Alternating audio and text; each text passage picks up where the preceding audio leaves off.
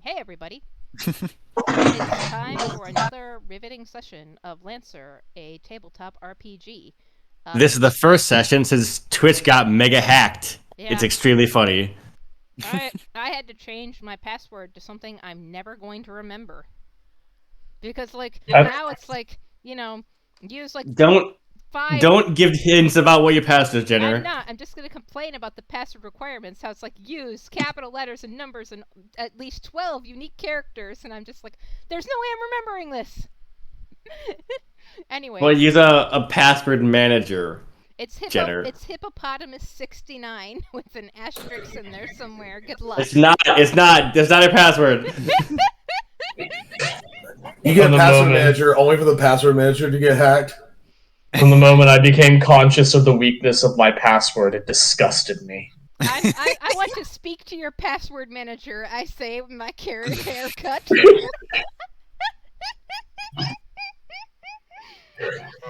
All right.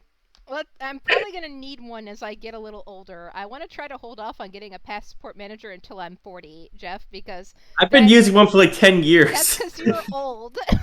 I'm not. I just have a lot of passwords, and they're not all the same because I'm not a fucking boomer. I've just got a book to put them in because, like, The I can book just fucking put it on paper and read the paper. I also do that.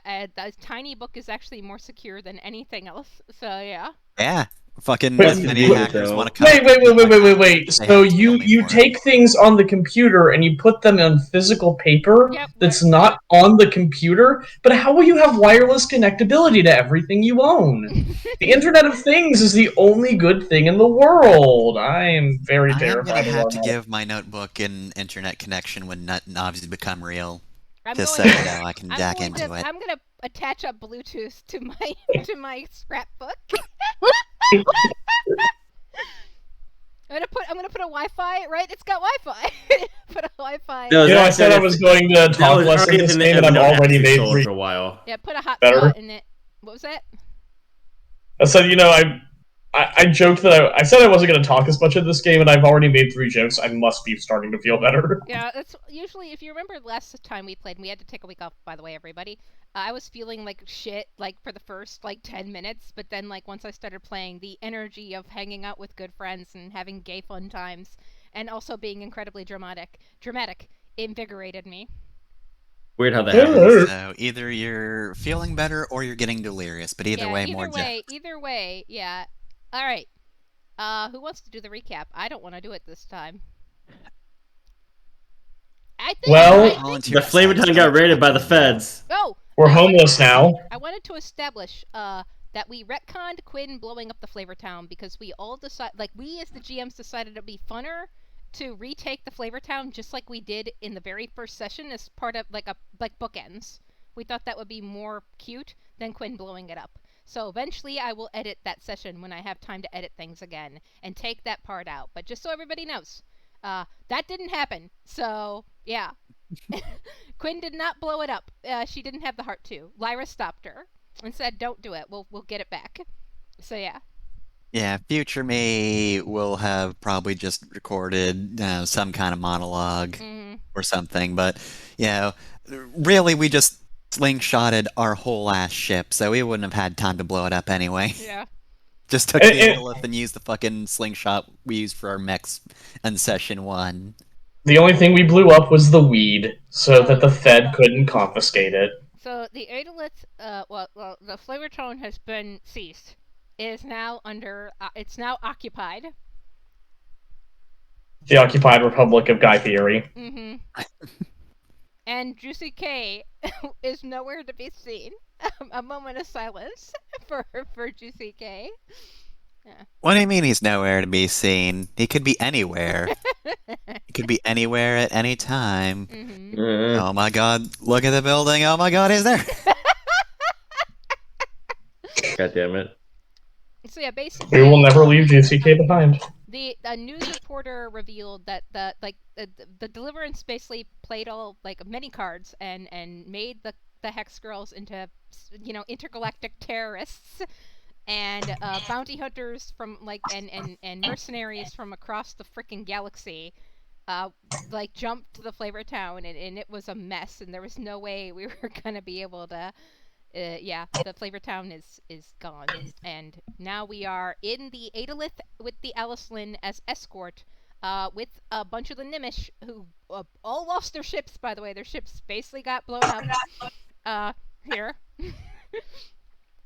The Nimish sacrificed their ships to buy us time, so a couple of them actually died. Not Gunner, thank goodness, but a couple of the other ones I have name dropped. Sacrificed their lives to buy us time to jump. So yeah, and their ships. It's a whole thing. It's So yeah, sad. at the moment, our situation is the bounty hunters are busy occupying the Flavor Town, and also kind of just licking their wounds after we did blow up a lot of their ships outside, and also their mechs. They're probably also trying to hack like the systems and get as many files as possible, and a non-zero number of them have probably fried themselves into catatonia trying to use the matchmakers. Mm-hmm. Which is a good distraction, because at the moment we've just flung ourselves down to Vineyard, which is just the planet below the satellite. Mm-hmm. So we need to go somewhere where we're not wanted criminals, which is literally anywhere but Vineyard. Because this is one of the few places where multiple of us were wanted criminals before this happened. Only It's two just of us. two of yeah, us. only two of us are Less than half. Less than half. No, technically 3 of us potentially, because Sylvia did have a bounty there for a while. Yeah, and then she just threatens the, like, every bounty hunter ever, so it's fine. Now you've got a bounty hunter. I won the threaten roll on the guy who posted the bounty, specifically. Just, like, threatened him into going, like, you're gonna withdraw this, and I'm not gonna murder you. Quinn didn't fully recover from getting slashed by a sword, with a electrocuted samurai sword by a crazy batshit rat woman. So she's trying to take it easy because she overexerted herself a little bit, escaping the Flavor Town. She's leaning, she's probably got, like, her arm around Coriander's shoulder and around Noel. It's like holding herself up, there in Vineyard, looking a little pale, but you know, gives you all a ragged thumbs up. I'm fine. No, you're not. Sit down. Yeah, so at the moment, I think Isadora is off talking to the governor because she was the one with that resource all this time. You befriended her at session 1, I think it was.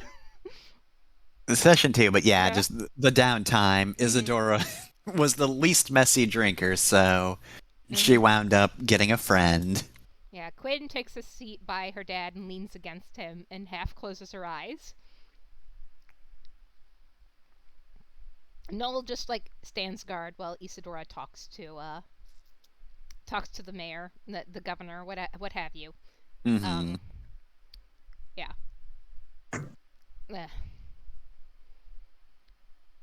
Quinn, like, plays with the dog tags and frowns a little. And she says, you know, if they desecrate that shrine that Sylvia made for Rasha, I'm going to kill every last one of them.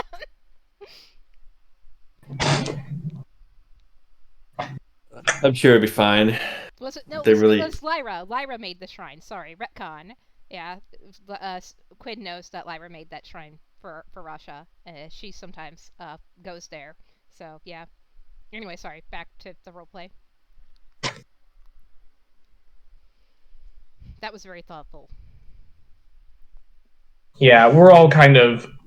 I think Sylvia at this point is off doing what she does whenever she's feeling worried, depressed, or literally anything that isn't a positive emotion. And sometimes even when it is a positive.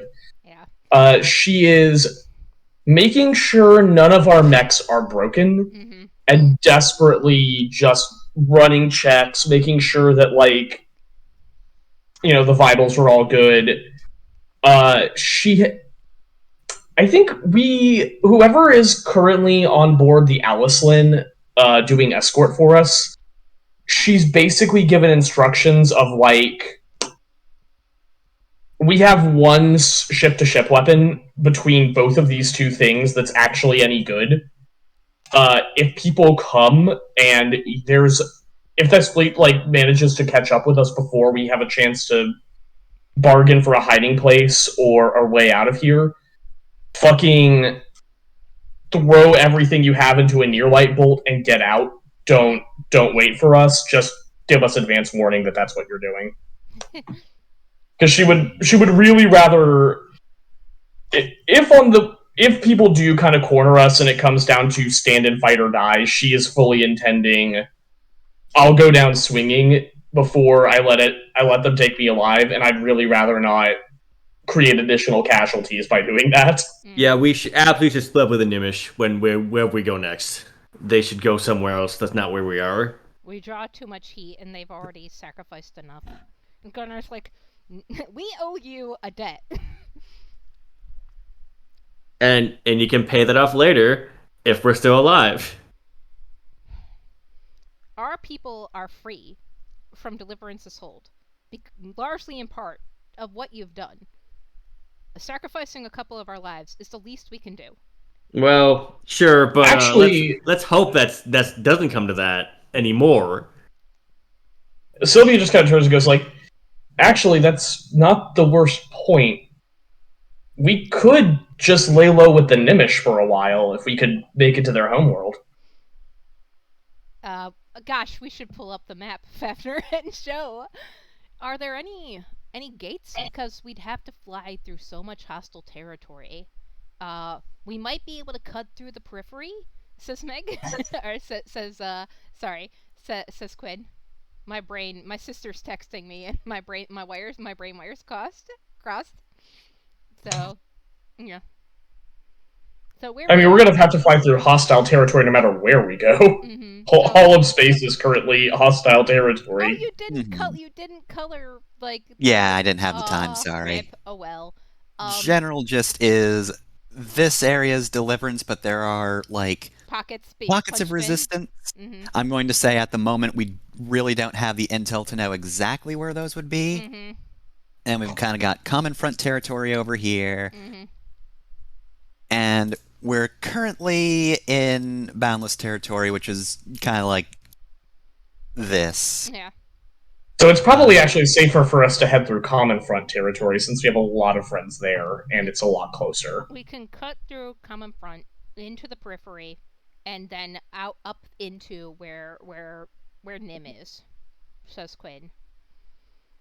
I don't have too much blood loss. I can't power the matchmakers, she says, closing her eyes. We have no way to communicate. You know, those can be powered by just like electricity, yeah, Quinn. We can just plug them into the They don't have to run off your brain power all the time. We have 4 cold core reactors between our mechs alone. Go ahead. And whatever Null is. Null grins. Like her faceplate like blanks and then grins. I'm experienced, she says. Quinn says. So I think one of you's Sorry, probably just keeping track of what's going on at the moment, and I think one bit of intel that's very important is, at the moment, in addition to you all being labeled as terrorists, like, there is a massive backlash against what y'all did with SSC. Because, of course, the 2 corporations that are left are like, worker-owned businesses, oh, that's going to be so bad. Yeah, There's a bunch of spin going off, especially from that same fucking reporter that we left alive in the Flavor Town, basically claiming that we seized the SSC and we're just as bad because we're just a corporation too, right? It was like, it's this whole spin of like, we're actually also bad guys, like there's nobody good in this galaxy. Yeah, Bryn's like watching that and he just turns it off. He's like, ugh, that's not useful information for me anymore. They accuse us of being tankies. Fuck. I don't have a newsletter. I don't But have yeah, a What are you just- talking about? There's no way I can be a tanky. I don't have a podcast. But yeah, it just is. Yeah, yes, Steve, there's that's halfway there. a lot of just anti-co-op propaganda that's also kind of keeping Boundless tied up because they can clash against Deliverance freely now, and Irena's out of there, so Yeah. now the other corporations are just trying to rile up the people since Irena's not there. Yeah, and another probably lie that is being spread is that the big big planet buster weapon that the Death Scythe had is being blamed on the Nimish. Basically, they're the ones who invented it, and they're the ones who sold it to Deliverance. So the Nimish are basically being thrown under the bus by Deliverance. Everything is bad. Was everything we did up to this point just like the fucking prequel to the actual movie? What's going on here? I think at this point it's actually relevant for us to kind of check and make sure who are our friends who we still have access to. Yeah, Brand's gonna use the matchmakers as a phone and call his daughter and be like, "Hey, are you okay?" Oh, I forgot to put the planet that was yours, your ex-wife's, or ex-fiance's, sorry, on the map. I believe I established that it was in Boundless Space, right? Mhm. I don't remember. No, it was like it was in the southwest of Deliverance Space, like right on the edge. So yeah, it's been liberated. It's actually controlled in anti-fascist territory. So they're fine. Cantel is fine. She's probably having a lot of fun, doing hit and run attacks on fascists and corporations. Well, they're too far away to Please, help. we just need policies right now. We're in turmoil. Sword. Yep. You have to act. No. Cantel only knows how to sword. Well, gun. And missile. It's really missile when you think about it. Yeah. Having remembered what her thing is all about. The main NPCs that you will still have connection with are, of course, the Arath Lance, the 5 jokers that you met on Duras way back when. The Svava, and Svava Juror and her wife Freya, Travian Juror. The Glot, known as Ryland. Cinder, it's complicated. Lionel, and Velius. Those All I right, think so- are the big. Those are the main ones. And Rhea, because Quinn gave her a matchmaker too. So you basically Mhm. have connections with at least the 2 other faction leaders, and Svava, who is in charge, quote unquote in charge. They're anarchists of the anti-fascist coalition that has been forming up, so to speak. So yeah, in terms of my NPCs, I think Cinder is still laying low after the other mission we did, so you haven't heard from her. And if you call Lionel, he is very polite, but he is putting out fires right now. He does not have a lot of time. Yeah. There's also minor unnamed people. Just it's a sizable anti-fascist army and rebels. From the Common Front and from Deliverance, who have joined the cause of fuck this. But yeah, they're under-equipped, under-geared because Deliverance has the ties to the corporations. So yeah, it's a whole thing.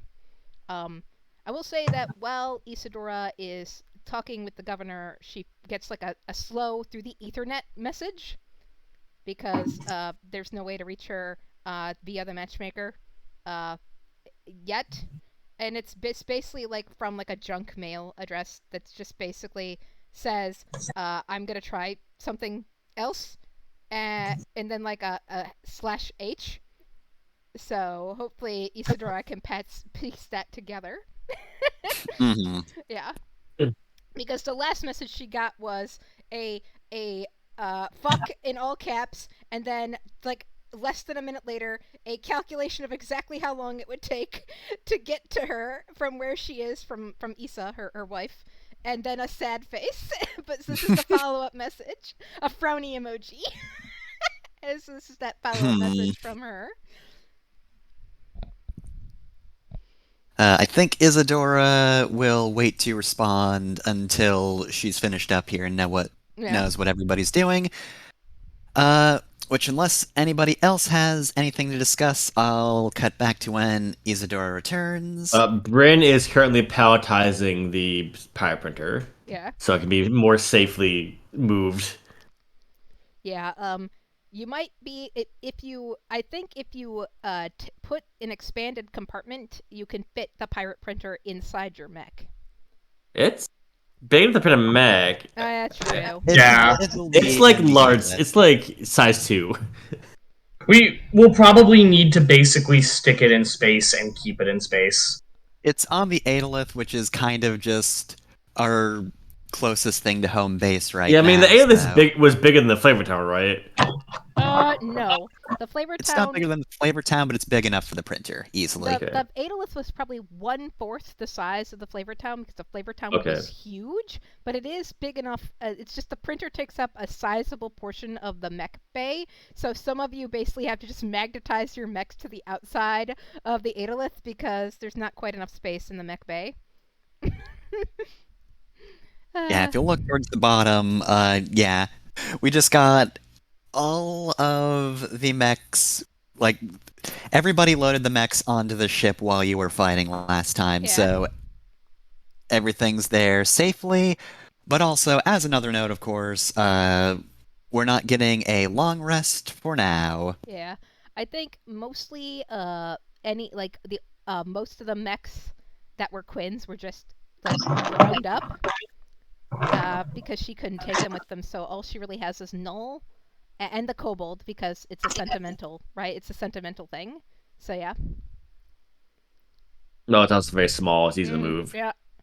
So I have. Do I still have the Queen Grace on here? Let's see. Was it built when It was technically assembled. It was the only one that she didn't. I fed the small mech back into the printer to get the material for Sylvia's current mobility aid, but I never actually got rid of the Queen Grace. Okay. So yeah, that's still there. As long as it was built last time, then it is ready. Can I roll to see how quickly I'm able to do a field repair of draining the core battery from the Queen Grace to recharge the core battery from my current mech? All right, give me a roll. What are you gonna use for it? Probably hack fix. Hack fix, literally, yeah. Because I see him. That'll be a nat 20. Do what you want with that. Yeah. So Sylvia just straight up. Did anyone else use their core power? I did not. Okay, was it just me? Quinn did. Okay, the two of us did. Sylvia is going to attempt to. So I am fully willing to push this, and make a second roll if I have to. She's gonna want to try and recharge her mech. She's gonna also try and recharge the Lich as well. Basically, see if I can siphon enough power to give each of us a charge. Yeah, I think with a 20, that's probably fine. I will say the Lich frame is Null's body, and it's constantly distorting. It has like an oily, kind of feel to it when you touch it, and also your fingers sometimes phase through it. Figuring out how to even plug it in is complicated, and ultimately it involves Null actually having to show up in the body the little cat body that she printed out for herself, and taking the cord from you and doing it herself and smiling at you. But yeah, I was fully willing there to push it, but if you think the 20 is enough, I'll absolutely take it. It would be so rude if a 20 wasn't fucking enough. Yeah, that's extremely good. That would be a dick move. Yeah, in fairness, it's more than what I originally asked for, but yeah. Yeah, you can just put that in. I think I might have also used my core, but it's fine if I have that used up, because I am the person with the most mechs. If I have to switch because I want to use core power, that's fine. Oh, the Nopog isn't on the map. That's fine. I mean, the cat body that Shane printed out is, but her actual scribble pog is not on the map. But it's whatever. It's fine. It doesn't hurt anything. Thank you. Wow, we did it. Anyway, yep. Quinn goes to rest with Maria so that she can continue to scold her for being dumb. It's like, otherwise she'll be grounded and no more Baja Blast because her dad is cruel. Worst dad ever, I say jokingly, because her bio dad is fucking bad. Baja Blast are not medicinal, Quinn. I made a poultice out of it.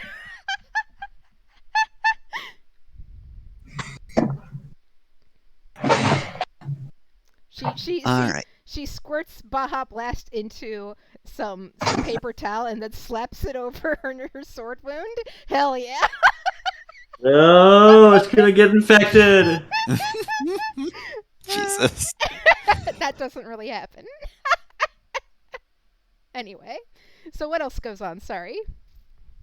Alright, so I think about this point, Isadora probably returns and rounds the group up and says, okay, so I've basically bought us a night. For some reason, she was glaring at Coriander through the whole conversation. I don't know why, but the governor's fine with us staying for a limited amount of time. But of course, if we're discovered, that puts Tealwing in danger, so we need to be out as soon as possible.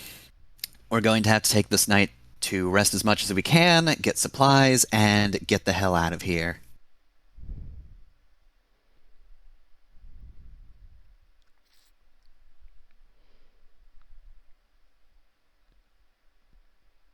Quinn nods, and Gunnar, who is still there, and the handful of Nimish, that we're protecting the Flavor Town, nod, and they say, we're gonna see about basically purchasing, a small ship or something, so that we can at least, buy you more time.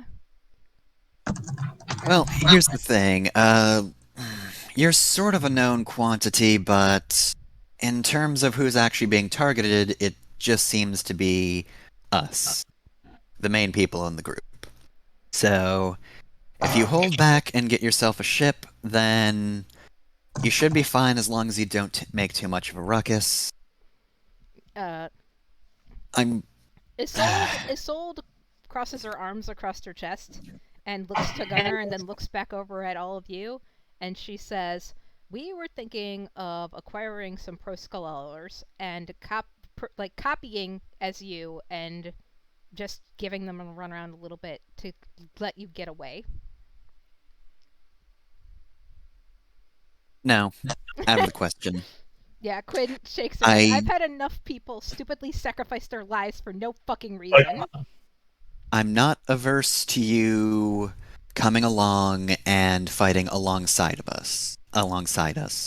We do need all the help we can get from any willing parties, but no, you are not going to be decoys. You're valuable. Just because you are rat people doesn't mean you're literally fucking rats, says Quinn angrily. Sylvia just kind of pipes up from the background, like, look, if you want to do something useful and help us out, getting in touch with the clans and getting us passage with them, or even trying to convince my folks that maybe this would be a great time to mess with the feds, I'm down with that, because both of those are groups of people who not only have all the weapons in the world, but would absolutely be down for this, and are equipped to do it. Quinn nods. Yeah, I don't know if... my dad wouldn't, but I don't really care what happens to him, and neither should you. I don't know if we'll be able to reach Josephus, but he is on the... We don't necessarily need to reach him specifically, we just need to reach the clans and see if Lyra can negotiate. Yeah. The Gunnar furrows her brows, but nods in agreement. So be it. You're right. That was foolish. Ugh. It's easy, isn't it, to just throw your life away? And Quinn frowns. Way too easy. And Gunnar grunts and says, all right, we'll look into what we can do in regards to that. And we promise we won't just throw our lives away. And Quinn nods and says, you can be made an example or you can be made a martyr. And then she closes her eyes and, lays back. And Gunnar looks over at all of you like, what the hell? This kid's talking so deep. She's, literally 16. And throws her hands up in the air and walks off with Isolde. And the other Nimish basically say that they're going to at least try and get you all some food, right? And maybe some beer. And bring it over, because they at least have money, whereas Bryn's accounts were all destroyed. So you're basically all you have... No, we got it out. I had a very good roll. I obliterated the last remnants of our company to get that money out. That's right, never mind. They'll still... Although, we don't have it right now. We had to send you people, just like that we knew. Yeah, exactly. So they're the ones who actually have access to the money, right, that they have right now. So they'll be making sure that they can, cover expenses, right, as best they're able. Fine. Yeah, Bryn just thinks he's just, you see a cutaway to his liquor cabinet in his room. That's it's just sitting there. It's being raided right now by a bunch of mercenaries. Absolutely. The fucking one mercenary, Juicy K, who's inexplicably there even though he's been in the background of these scenes. Someone is fighting the fish on the wall right now. All this nonsense happening. There's a couple mercenaries playing DDR in Default's gamer space. There's a couple lifting in the swole hole. They've made this as a home. We hate it. Yeah. They're oh gosh, they're ruining your butt groove in the chair. Oh. No. Oh, no. It's off his chair. You got that just perfect. Yeah. How long that takes? Mickey Mouse voice. I'll pay for this. Yeah. Additionally, thank you.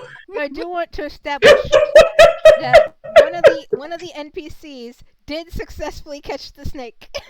Did catch the Tsuchinoko. No, we had it. Yeah, I had it. But we got it. It's running loose. It wasn't. Oh no! It's on the ship. Yeah. So somebody did catch it, and they didn't put it in a terrarium, but they did put a little bell on it, and then let it go. Perfect.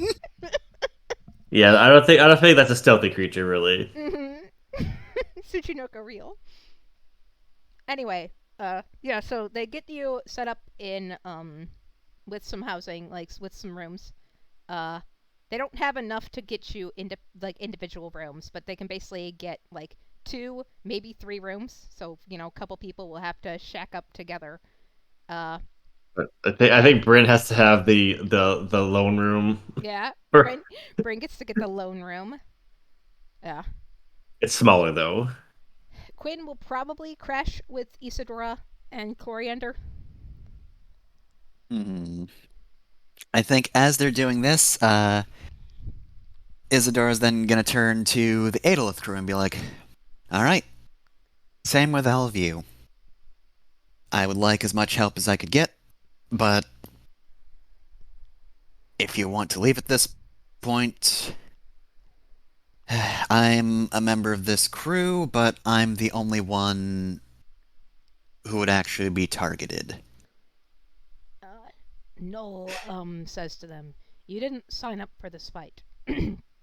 So, if you want to leave, I don't think there'd be any hard feelings.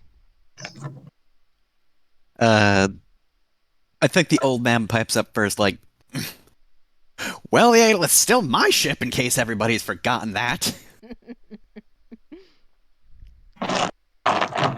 It's true, we're not getting much of anywhere if you guys all decide to leave at once. Well, Captain, if you check your bank account, you can see I've already paid you for reasons. So if you want to keep flying us around, you'll be compensated. He chuckles. We're pretty much attached at the hip at this point, aren't we? Not that I mind. I Not like you getting a that money lot, back. so no, I won't be abandoning you. And Lewis inside just mumbles, If the Adolith blows up, then I blow up with it, so I'd Prefer prefer if to the get ship this does not thing blow to up, the thank end. you. Now, if you'll excuse me, gonna keep working on the engines like I always do. And I think he plods off. He doesn't need a hotel room. He's had his own hidey hole this whole campaign. He'll survive.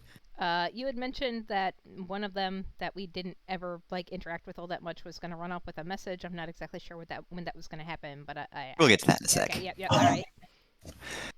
Maria, of course, goes, well, I feel responsible for a lot of Sylvia's medical treatments, but all of a sudden now I have to deal with Quinn as well. I don't foresee you picking up any other doctors, so I'm going to stay. That reminds me, Gunner, and Quinn like pulls up a little like tablet and pulls up, like and starts playing back a short recording, like the shortest recording that she's ever been able to take because she got electrocuted almost immediately by a lightning sword of that insane Nimish assassin. Do you know who this is? Or like, and Gunner's like, we don't all know each other, but holy fuck. That's also a disguise. You can see the aura around the head thing.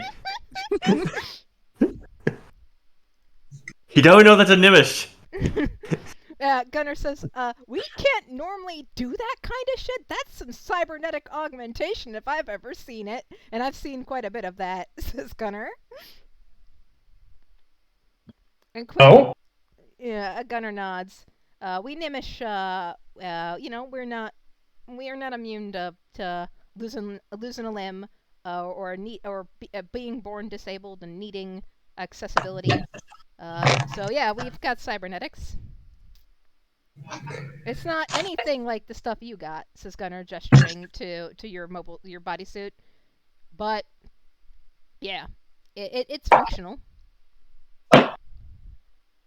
Sylvia just flexes with her tertiary arms Some of those. and says, Sorry, go ahead.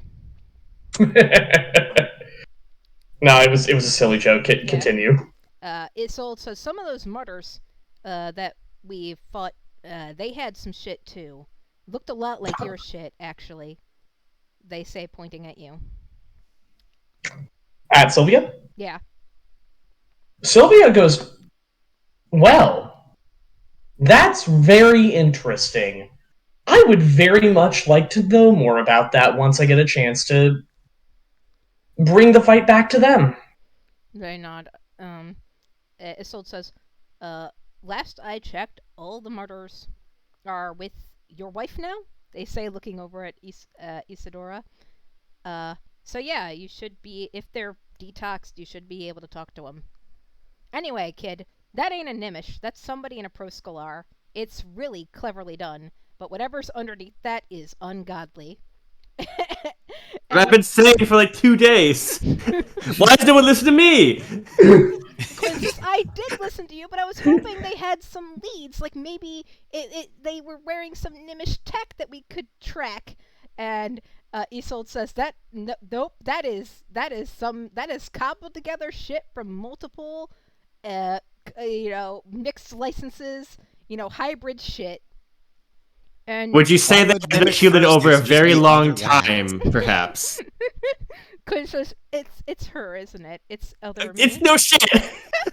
And she puts her face in her hands and looks over to Noel. Next time we see her, we gotta talk to her. Next time you see her, don't get hit by a sword. Yeah. I will be very cross if you get hit by a sword again. You're so grounded if you get hit by a sword again. Noel sighs and says, we made a promise to you that we would try to get through to her. So if we see her again, we'll try. And Quinn says, I I will try, says Noel, and then quickly says, I'm tired. And Quinn's like, you're what? You don't get tired, but then Noel's just, goodbye. I'll be over here, working on the shuttle. Quinn, like, frowns and then just lays back down. She's obviously just tired. So yeah, that ends my role play. Isadora approaches to the other members of the crew, the Adelith crew, and says, by the way, one of the mechs on the ship is actually one we were hiding for a friend. The Aegis belongs to Lionel from Boundless. Could one of you bring it back? And Moody Blues, who's just been the background character nobody interacts with, says, alright, yeah. I'll get it, and I'll see if I can just figure out what the hell's going on ahead of everybody else. And, yeah, she goes off to the ship to do that. Zoe just shrugs and goes, much as I would like to stay on this planet and not have to deal with bounty hunters, the information I could give you of anything you analyze, well, would be much faster if I were actually on site to deliver that information, so I'll stay as well. And lastly, Isadora turns to Gillian, who is just leaning against a building and says, I'm guessing you're in too? And Gillian actually takes a moment. He's just kind of staring off in the middle distance where Quinn and Co. are speaking and just says, Oh, yeah, of course. Might as well see this through to the end, yeah.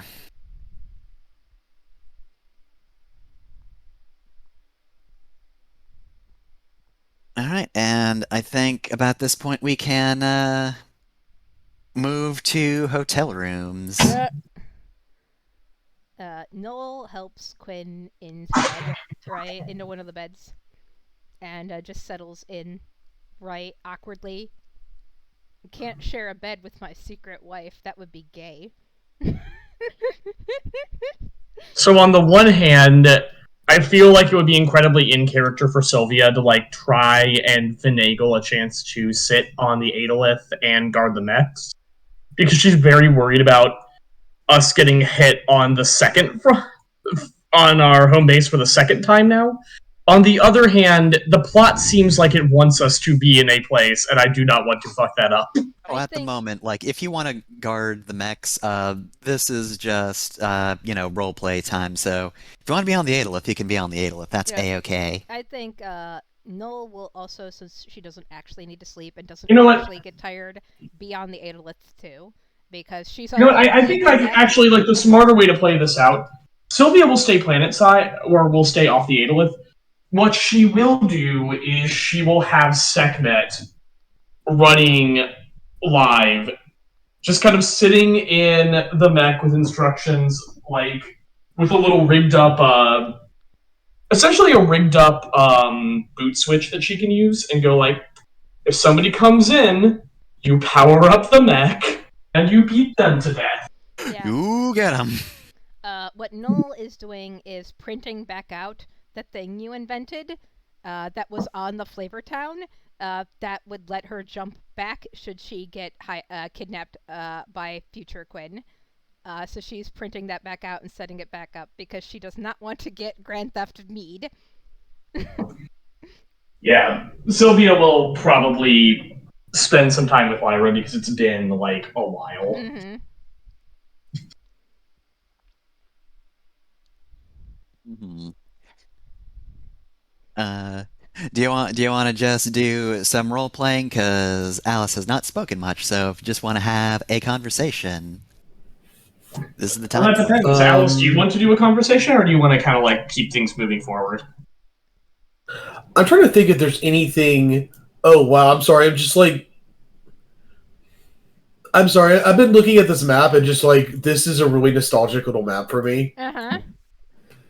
Like wow, this is literally almost a year and a half ago. Mm-hmm.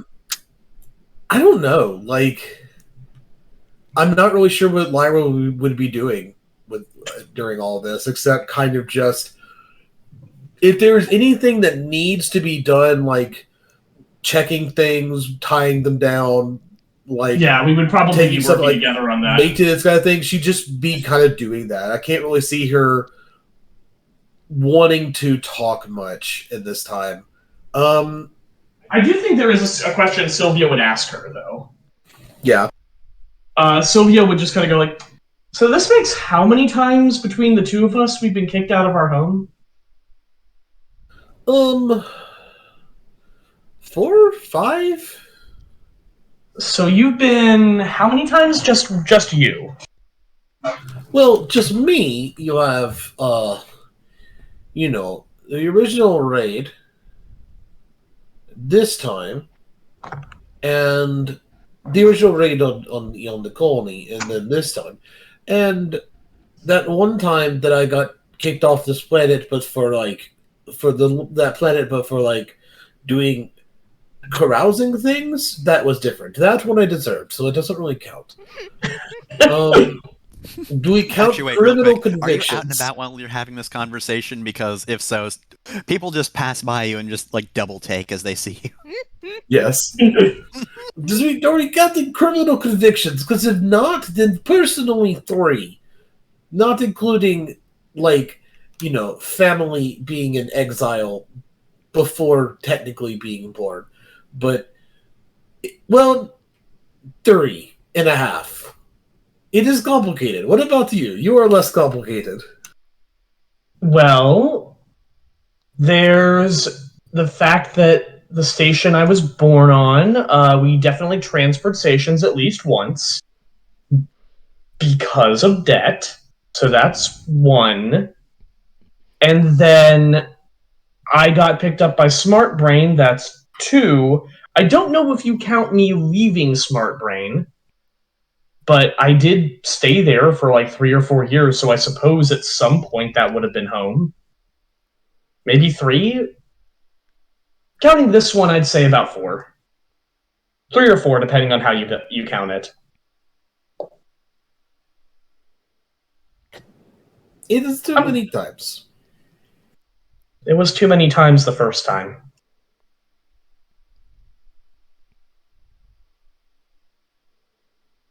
And Sylvia just kind of slumps against Lyra, going like, I just want one time something we fix to stay fixed.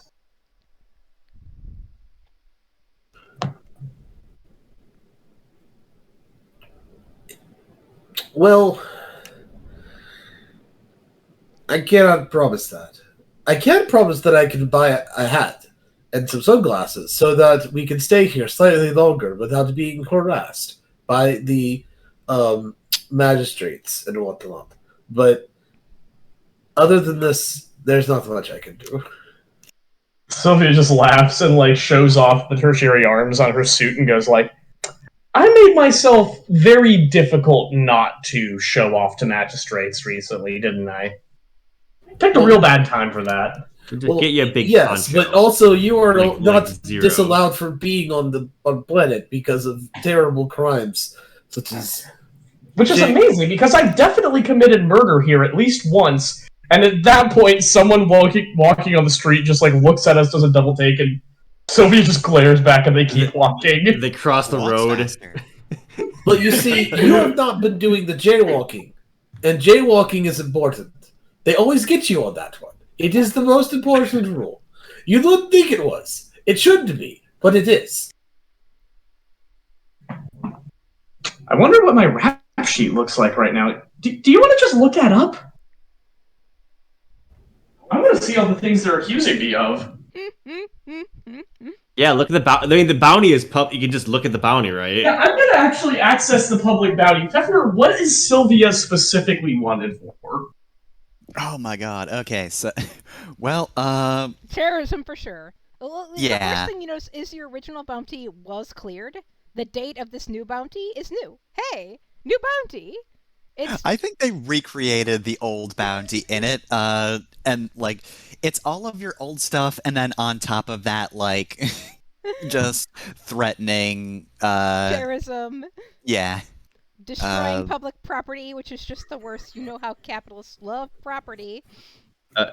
Disrupting Lyra's a is government mo- event. Yeah. Lyra's is mostly just incredibly minor civic things, but like so many of them as to be in of itself a feat. Yeah. Somebody just gonna look Just between the two of these things So and goes many, like, so many traffic law violations. There's like a year's worth of parking tickets on this. You just left a car on the Yeah, planet yeah. after our first mission. Yeah. It's been sitting there accumulating There's tickets. there's 4 pages of drunken disorderly. So that's where Lyra's hot rod went. I was wondering where that went. You I mentioned it do in not the know entry, what we've never moving seen it. violation means because I got them when I was not moving. somebody just sits there and goes like, you know, I'm not sure what I'm more insulted about. That clearly 3 of the things on here are made up, or that they left out like 5 different things I did in my teens. Send him an email. I should be getting. Send him a correction. This should be way higher right now. Right? Exactly. I'm annoyed. Do you type Oh, up? God, Do like- you type up a correction and send it to them? Like, excuse We me. could You always know what? tell- Actually, Sylvia does. She accesses from a burner account on a public terminal and sends them a message going like, "Hey, JSYK, here. This is my rap sheet from back when I was living in the Rim. You're welcome. I expect some the zeros to that bounty, correction please." posted by tomorrow." Mhm. Oh, please, God. please ask them to explain how one can get moving violation when not moving, please. Thank you. Also, my girlfriend would like to know, how do you get a moving violation for a stationary vehicle? This seems contradictory. LOL, love Hellcat. P.S. Fuck off, pigs. Send. I want to say that they've somehow finagled Bryn's motor history, and now it's just like treason. Mhm. Mhm. Also, I feel like, weirdly enough, like, normally all of the stuff you did against Smart Brain, like, would have counted, except, like, any violation in regards to Smart Brain is just cleared up with, according to sources, they, in quotes, had it coming to them. Mhm. Therefore, any destruction of their property you did, just, you don't actually have a bounty on you for that.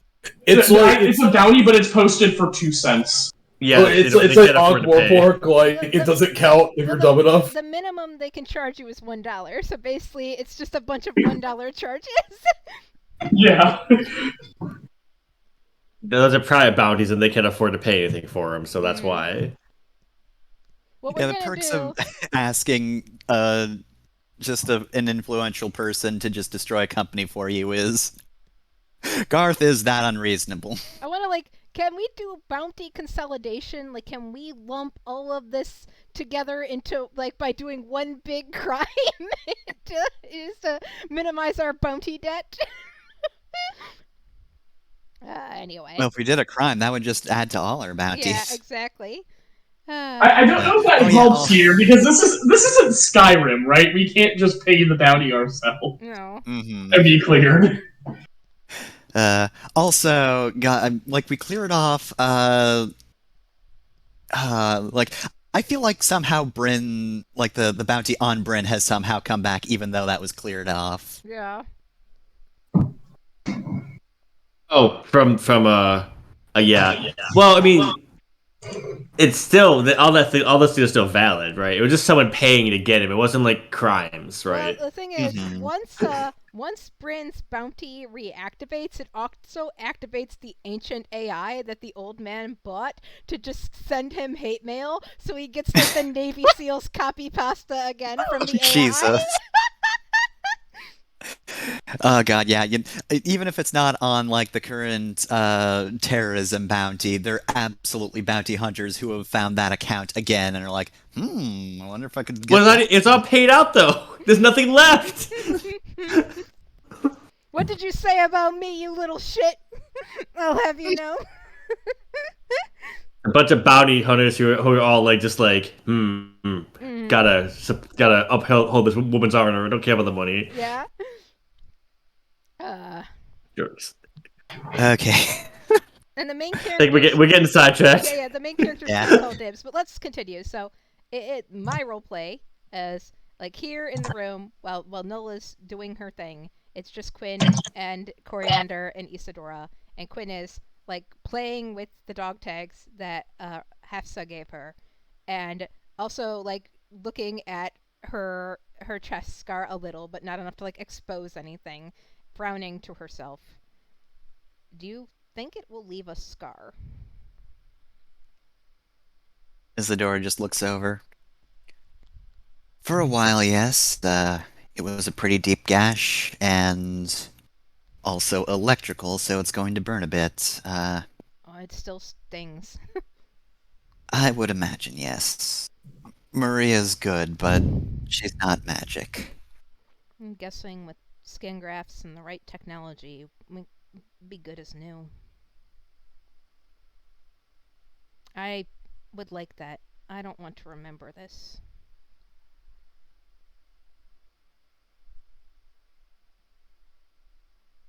Isadora just takes a moment looking at Quinn playing with the jog tags and just sighs and says, "So, you were Sirach with her, yes?" Yeah. She's like Issa to you. She was my wife. That's not quite all there is to that word, though, right? Did you ever get the chance to learn the full meaning?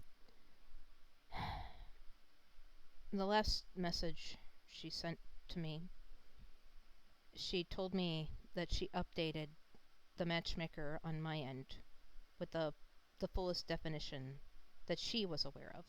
But she, I don't, by her own admission, didn't really have the kind of luxury to familiarize herself with that part of her culture, our culture. She corrects herself quickly, and like closing her hands like in a fist around the dog tags. So, what she got probably isn't the whole thing.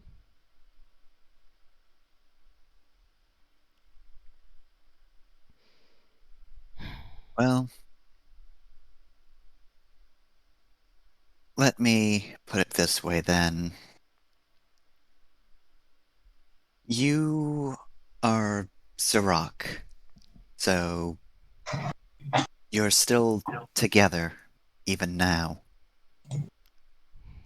No, said something, suggested something to that effect. It's more those those fluffy platitudes like she's still in my heart or whatever. Hmm.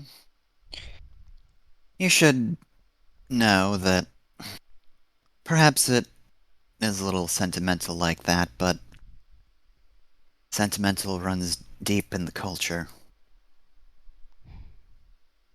Yeah. They read into basically everything you say. Look, I'm not I'll live out my life. I'm not gonna do some tragic dramatic thing and throw my life away any more than I advocated for Gunnar and Isolde doing that. But that doesn't make this any easier. It hurts. Of course. I get that, but naturally I've lost before, but not I'm not in your position, but even still, if I were to die, I would not want my absence to Issa to be a weakness for her. Yeah. I still don't quite entirely understand the idea of being with someone in spirit in that way. Isa's told me, and it's a lot to come to terms with, but if I were gone, whatever remains of me in her heart, I would want to be a source of even if it did hurt. And Lord knows if the same thing happened to Isa, I don't know how I would handle it, and I don't know how I would keep to that, but suppose that's just the thing about Discovery is even if it hurts, you just have to keep looking. And maybe there would be something surprising at the end, or maybe it would be a way to tie up loose ends. I don't know. Honestly, Sidora, I'm just glad you didn't lecture me about trying to think of what she would want. It would be quite hard for her to tell you at this point, yes, but you... Well, between you and me, you're the one with the clearest image of her with you. I can't tell you how to interpret that, but as your friend and, I guess, mother figure, We already established that I- you're not my mom, but thank you. I respect your boundaries. it's alright. She points to Coriander, who's just, I guess, in sleep mode. I'm used to it now. I'm not so uncomfortable. I'm Well, no, let's not put it like that. I'm not ready to have any sort of biological kid or adopt, but I want to protect you. well. Let's look at this differently. She sits up. Let's protect each other, Kovanen. I'm trying to draw what strength I can from her loss. And I know this is just a fraction of the loss that she and Isa and all the other remaining Ashai and so many other people in this galaxy have experienced. So I'm ashamed that just one big loss has left me like this, when Isa and she, up until the end, persevered so strongly, whereas I'm just like this. But Nesrin, When that's S's chosen name. She's right. She was right. Back then, under us. It leaves a hole in you, Isadora, and it screams constantly. It aches. It's raw. I don't think want this for when- you. I think Isadora goes over and puts a hand on Quinn's shoulder and just says, I know it hurts, but you're facing it. And I can't tell if that's better or worse than what I've done, but it's different, and I wish I had your strength. Though, maybe I don't. If I did have your strength, I might still be in Cradle. What other options do I have, Isadora? I face it, and I tough it out, or I succumb to it. I don't have a choice but to be this strong. I don't want this for you. Let's get you back to Isa.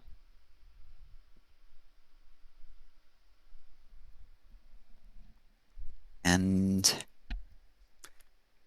may we find a promised land. I don't know what that might entail for you, but we will find it.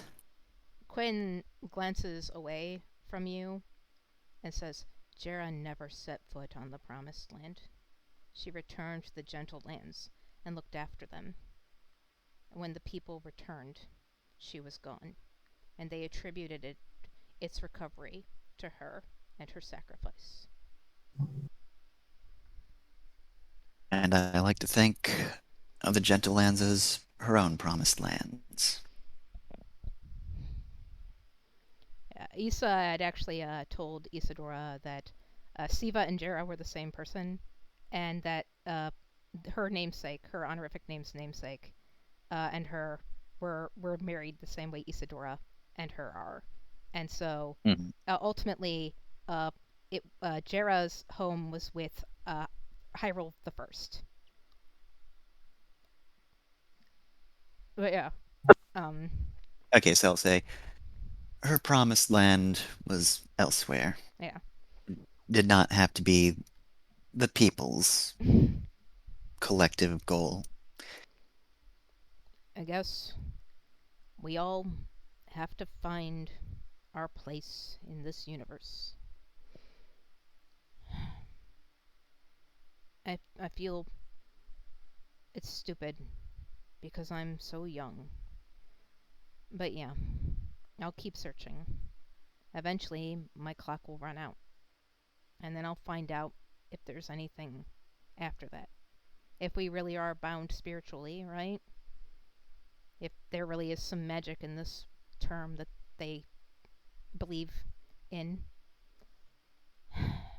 then that's where I'll find her.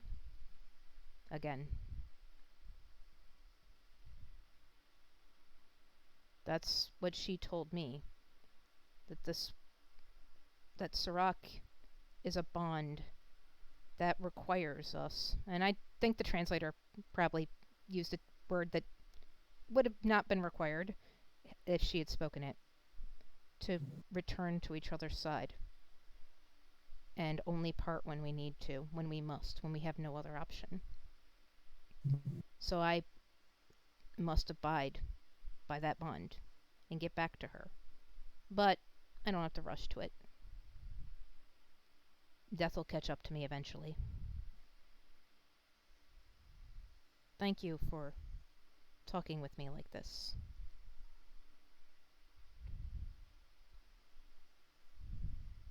Thank you for listening. You've changed. Yeah. So have you. Yeah. I'm proud of you. Well, I'm not finished yet, so be ready to be more proud. And she lays back. I'm proud of you too, she says with like that audible question mark at the end of it. Well, you'll be less proud of me when I tell you to get a real job. I mean, come on, streaming, really? That's not going to bring in the money. They banned the other account. I can't stream anymore. Esports legend Default is dead. But Quinn Brenna Cruis perseveres. Isadora was trying to joke, so she's just looking back and forth for a moment like, oh, fuck, I fucked up. Well,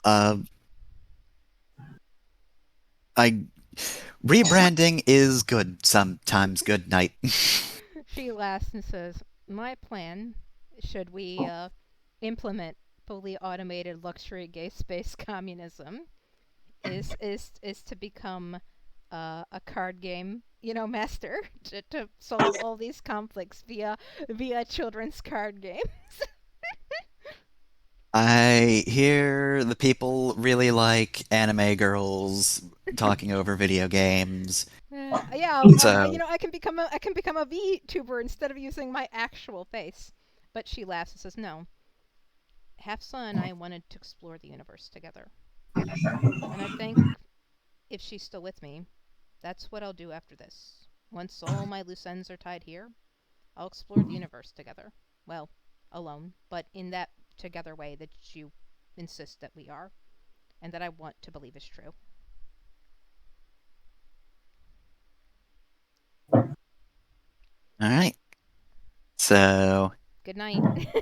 She rolls over.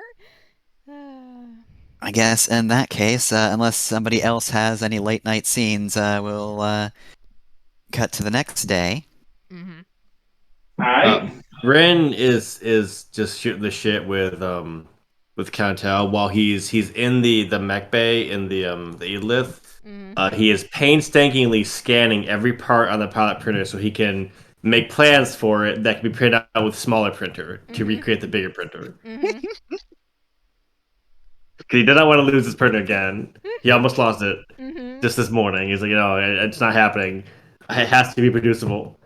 They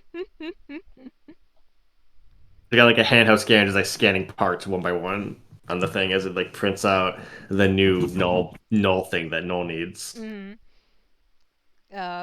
On the Flavor Town, the mercenaries have smoked all the weed. No, all that weed got blasted to space. Like the room got wrecked. Like we took out like every wall in that room.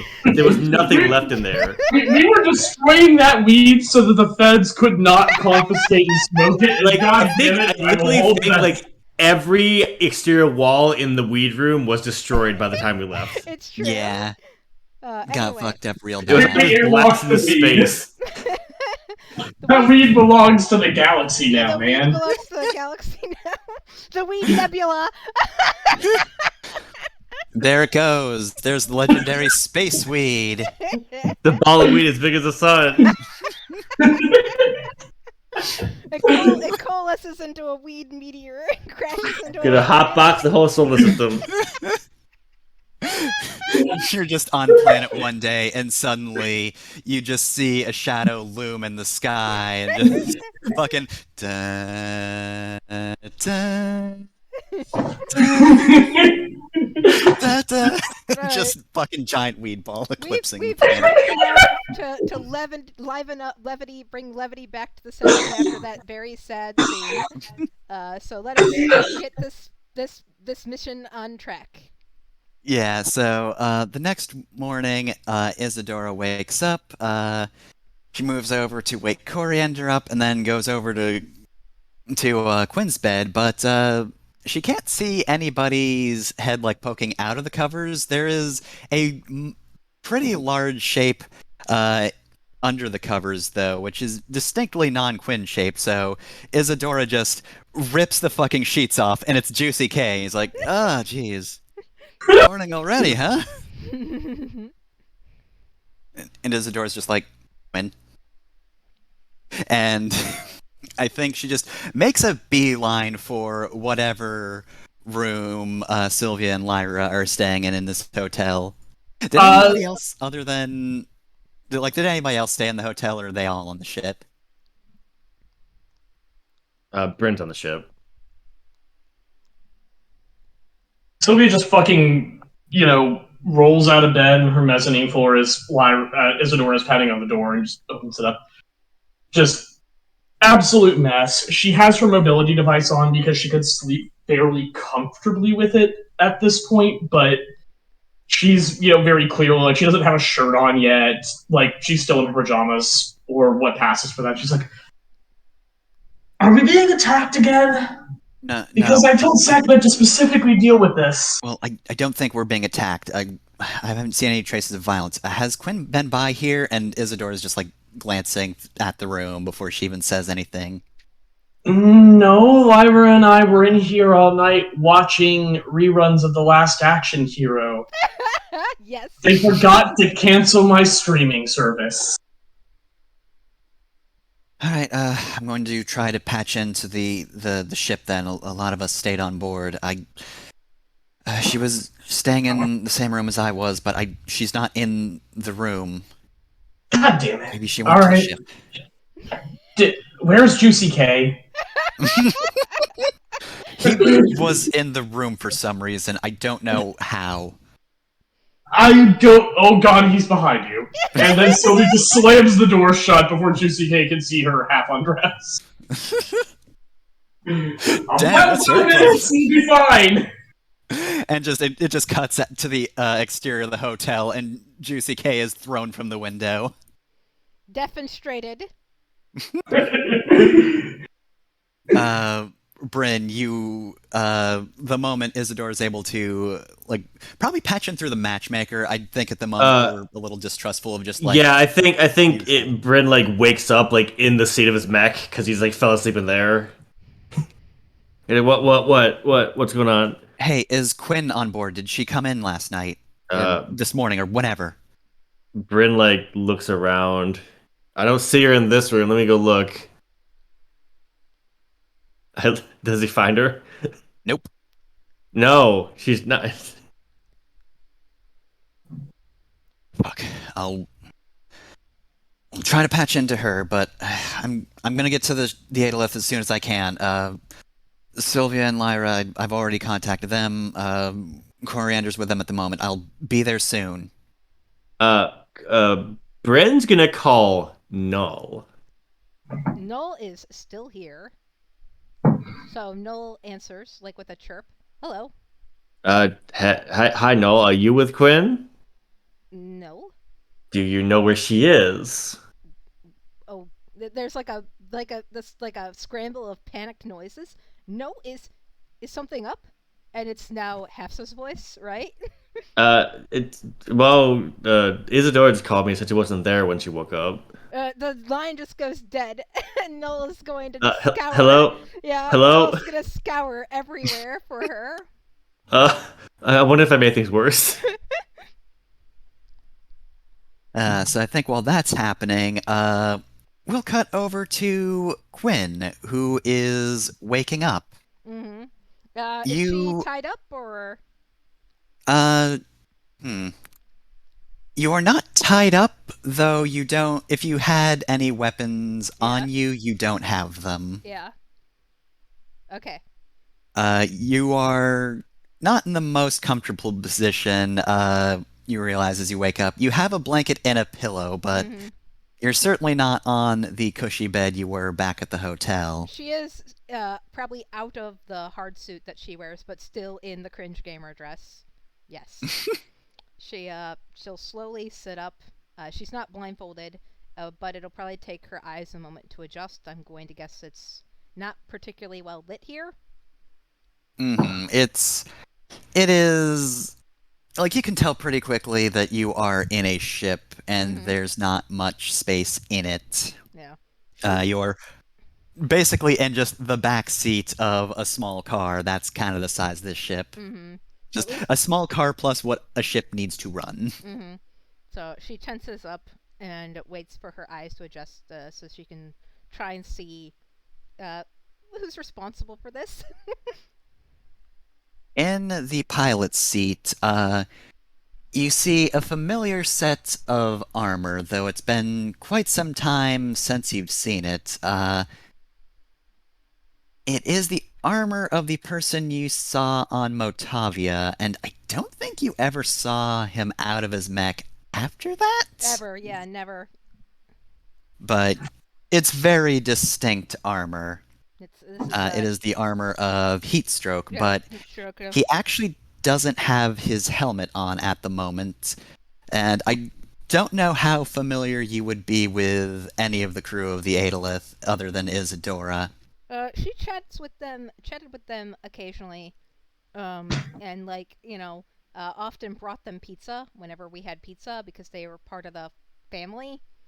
But yeah, she might recognize him. But she probably has to try and search for his name, and it's not personal. It's just she's very discombobulated, so it takes her a moment. But this is Gillian, right? It is indeed Gillian. He is fairly distinct, a little bit older than most of our group. Probably like around Bryn's age, I'd imagine. Thereabouts. Mid-30s. Yeah. She inhales. Was it you all along? Yep. That spear you took from me. It's important to me. It belonged to my wife. Please treat it with respect. Is she not going to assume this guy's going to ever give it back to her? Wait, did she take that spear? She always has it with her. So yeah, Ah, he would have okay. it now. He would have Okay, taken I it away see, I from see. her. Yeah. My apologies. Though She does immediately also quickly check for the dog tags, right? they are on her still, yeah. Like, So I she don't looks think. relieved at that, but again closes her hand around it, right? Hmm. I can promise you, I have no intentions of vandalizing anything you have, but you could probably prefer you not have any weapons on you. Where are we going?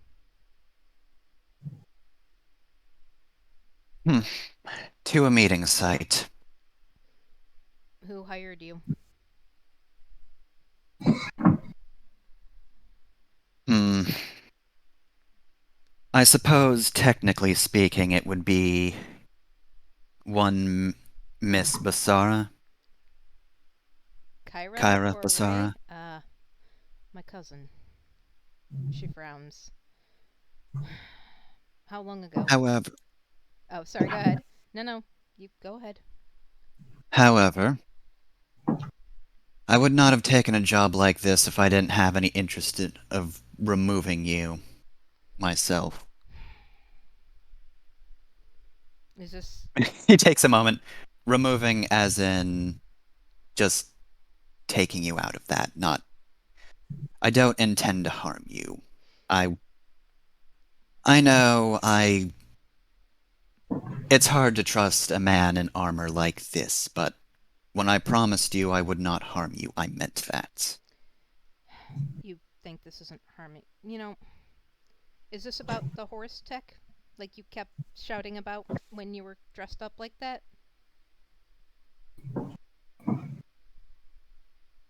Not exactly, though. You really shouldn't have been accepting the Horus tech. It is from someone far more dangerous than you're prepared to deal with. Who? I don't know much about them. They call themselves the Messenger. And even amongst Horus, they are hard to pin down. All I know is they promised to link the Omninet to Overture, because Horus doesn't have much influence here. However, given their actions, either they're going to take forever to actually set that up, or they had no intention of helping Horus in the first place. But they have taken a gleam to you. Great. Well, that could be any number of people, but I have my suspicions. She shifts. It only feels proper, since you are actually answering my questions, that I answer any that you have. But before I turn this over to you, so we're going to have quite a bit of time to bond, I suspect.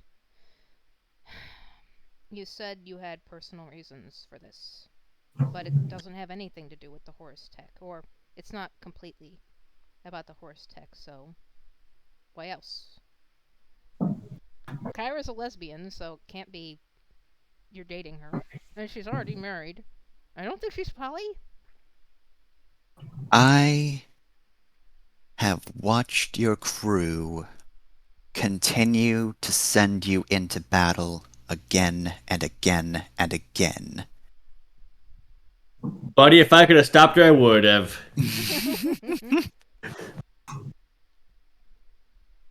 Should I call you Heatstroke, or should I call you by your name? Call me whatever you feel's appropriate. I doubt you have much of a positive view of me, and that's fine. Gillian, I don't know what to think of you. The truth is, do you think the youth have no stake in the future of their world or this galaxy? They have every stake in it, And don't and that's why people will take advantage of that. I have just as much right to fight for my world and the people I care about as anybody else. They didn't force me into that mech. They tried to convince me not to even participate. I chose this, Gillian. They didn't try hard enough to get you out of it. My Nobody ever does. My mind was made up. Mine was too. Gillian, I have my agency. A right to my choices.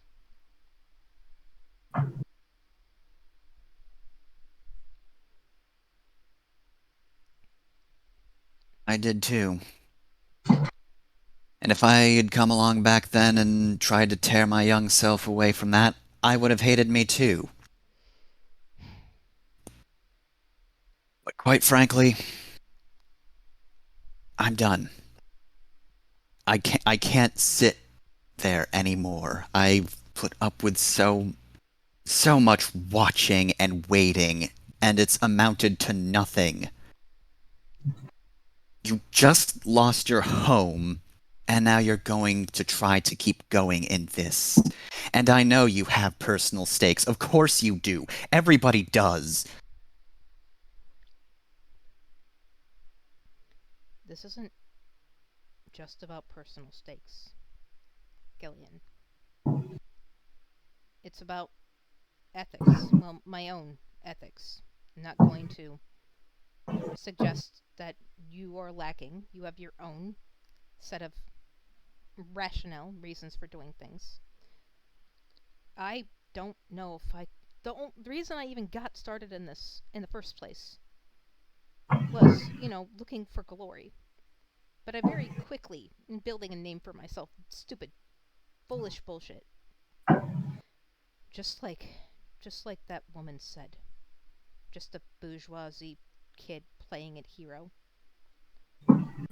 But over prolonged exposure to this found family, and my wife, may she rest in power, I realized that there's something worth fighting for, and I couldn't live with myself anymore if I just chose to give it a love and sit on the sidelines. I wanted to have a part to play. So, I'll answer your questions, like I said, but what is Kyra's plans for me?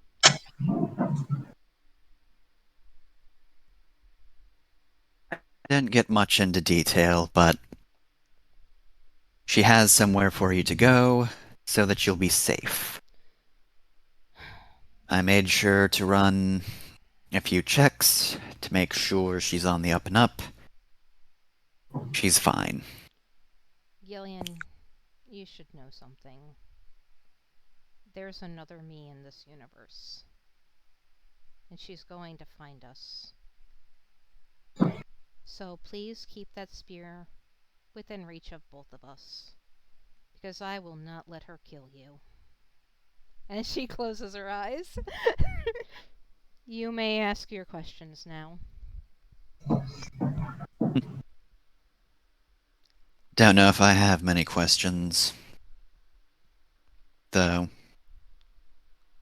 I do have to wonder, actually. Why would you trust me? Does it look like I have a choice?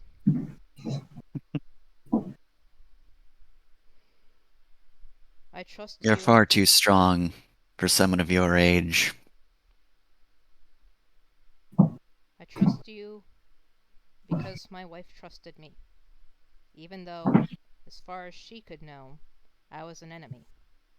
She took a chance. I'm taking a chance. Maybe it'll bite me in the ass and you'll prove I shouldn't have. You'll become a Huta, but that's your choice. Well, all I have is my words. Don't know how much good that does me. Have a lot of blood on my hands, but I suppose if nothing else, I've been mostly honest. Though I suppose lies by omission are still lies.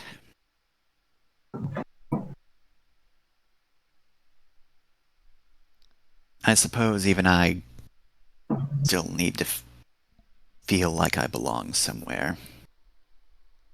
Who did you lose?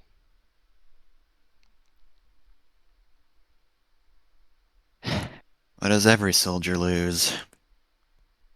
Companions? The time they could have spent doing anything else? Their dignity when they realized just what exactly they were doing in the name of defending? That sort of thing. It looks like, as far as I can tell, you haven't lost what I consider to be the most important thing. You kept yourself. A friend of mine, one of my cousins, amongst our people, told me that the self is somebody that you discover and uncover over time. And you appear to have retained that. Good luck. I hope at the end of this you don't throw that away.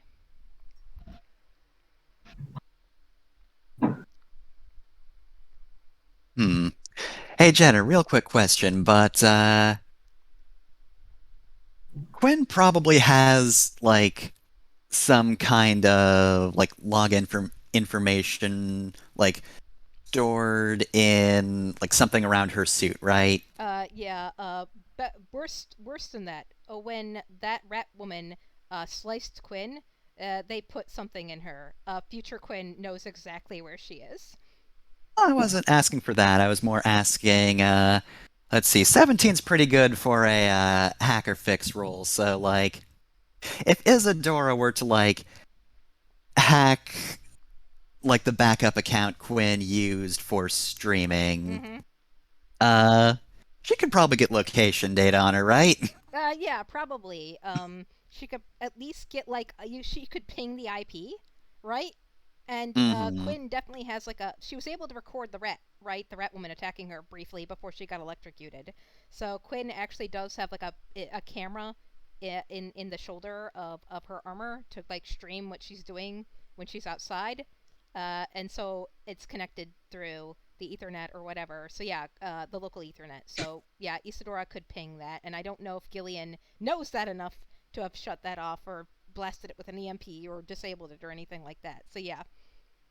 Yeah, he wouldn't have. So we cut back to the Adolith, and Isadora has just pinged the IP, said, "All right, she's on the move. Can't tell much more than that." Yeah, Nola's probably hovering beside her because Hafsa was probably the one who told Isadora about this, right?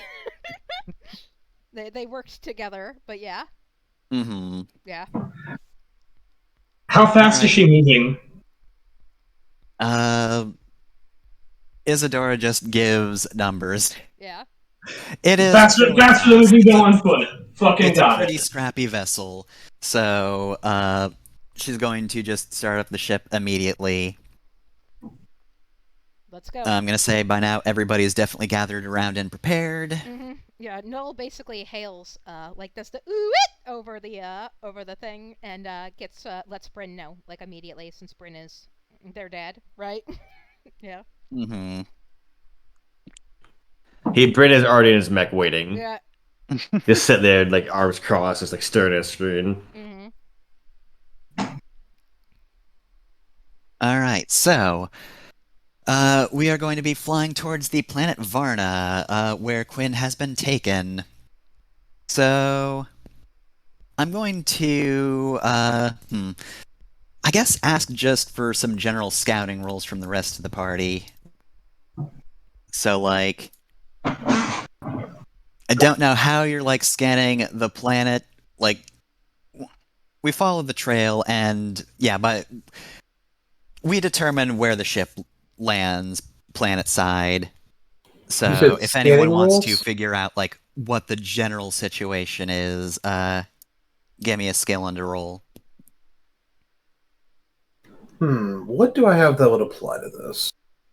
So we're just trying to figuring out the situation and how to best deal with it. Yeah, like we don't really know the situation at all, other than This sounds like a read a situation roll, literally, Yeah, because we're about trying to right. figure out the shape of it and see what motivations will be driving the principal actors. So I'll try that. 16. And 21. Lyra's. What were you rolling with, Lyra? Was that also read a situation? Yeah, All right. Let's it see makes sense. here. She'd be most worried about threats at this point. Okay, so you're kind of looking like just a general planet scan to see what might be on Varna. What's Sylvia kind of looking at? Like, where are you reading specifically? Are you reading like the trajectory of the other ship, or what? Yes, Sylvia's reading the trajectory of the other ship and its speed and trying to figure out, are they trying to rendezvous with someone, or are they aiming for a specific spaceport because there's only so many places it could land? Where is it most likely to end up? Okay, so you get that information pretty handily. Hey Jenner, what's a city name on Varna? All right, so Varna was originally controlled by Vadim, so a lot of Varna is basically named after freaking like Latin fucking phrases. Like it's all fucking white supremacist, fucking gross shit, right? So pick a gross, fascist sounding Latin combination of words and go. Oh God. This is more like Alice's kind of wheelhouse. Yeah. So Alice, help me out here. I'm thinking like Cassius. What would a fuckboy name the city? Yeah. What would a fuckboy name the city? Hmm. Alice, you there? Yep. She's there. Yeah. She's thinking. That is the Alice is thinking pause. I've learned it well.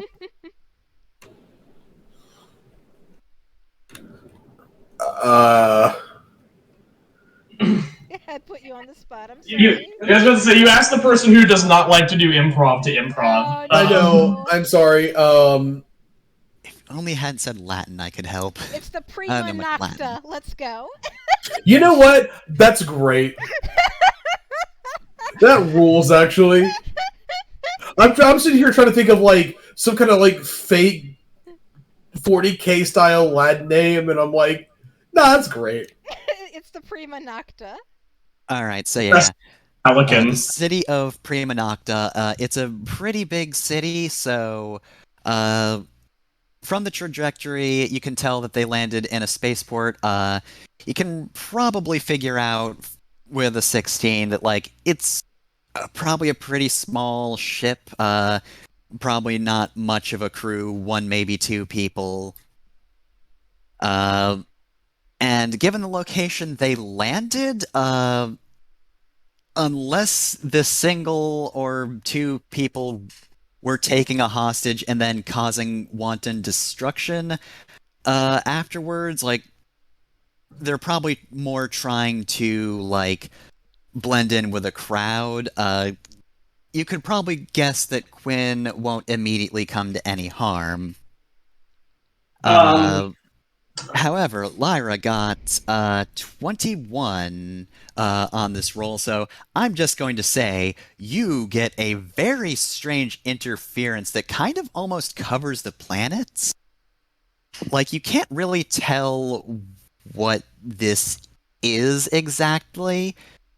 Like, you can't tell even if it's like a frequency or an energy or like what type of anything it is, but you know that there is just almost a pressure there surrounding the planet, and as we draw closer to the planet, it's almost like scrunching up, and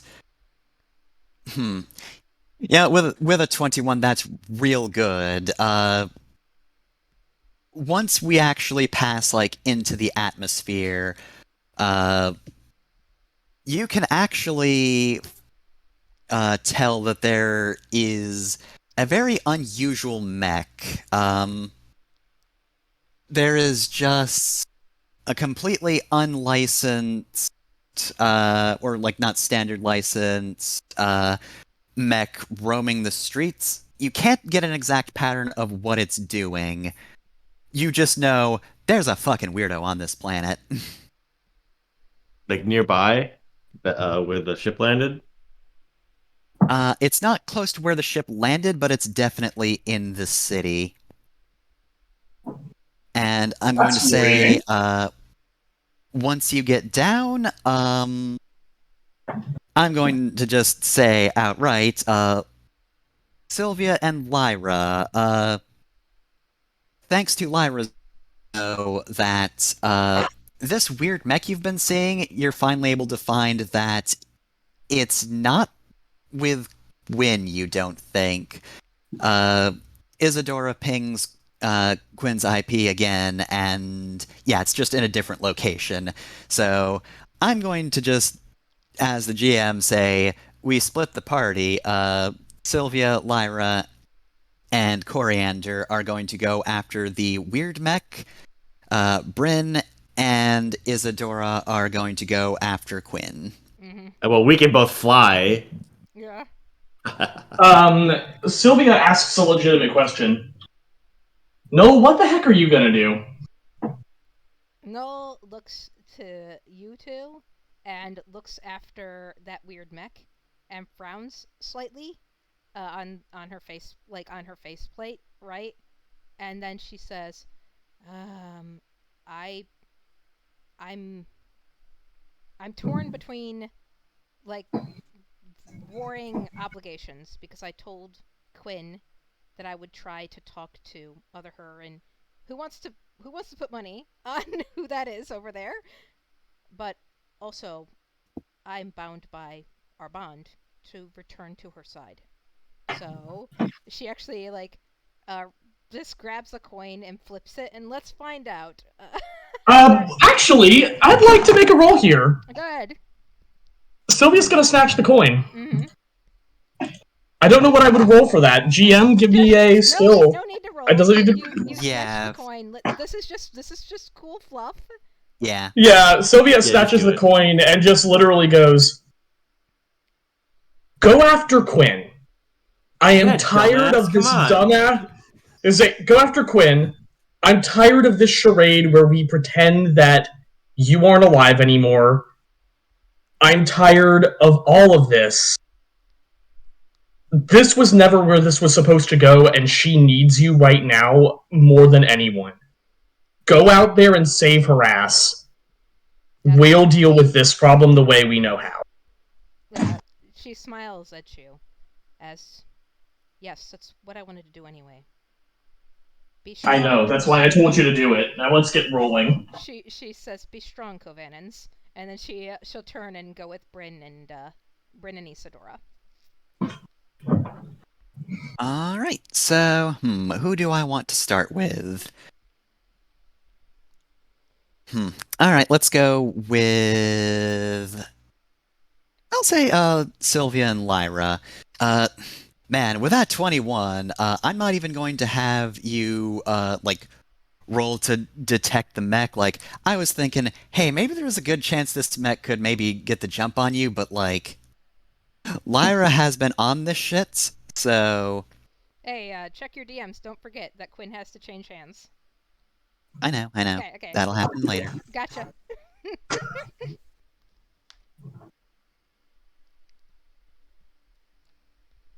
Although that is actually going to... That's going to happen a little differently. I trust you. It'll happen, don't worry. I trust you. Let's go. Alright, so anyway, yes. The three of you, This is actually like a fairly busy town, but I guess you're just taking your mechs. I think that's, given that we're doing probably mech-to-mech combat, that's probably the smartest.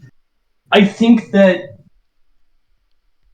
given we're like persona non grata everywhere, we're probably going in, and there's no way we can reasonably hide Lyra's mech. We're gonna probably just be like dropping down as close as we can to the target and going in loud. Making my way downtown, walking fast, faces fast, and I'm homebound. So yeah,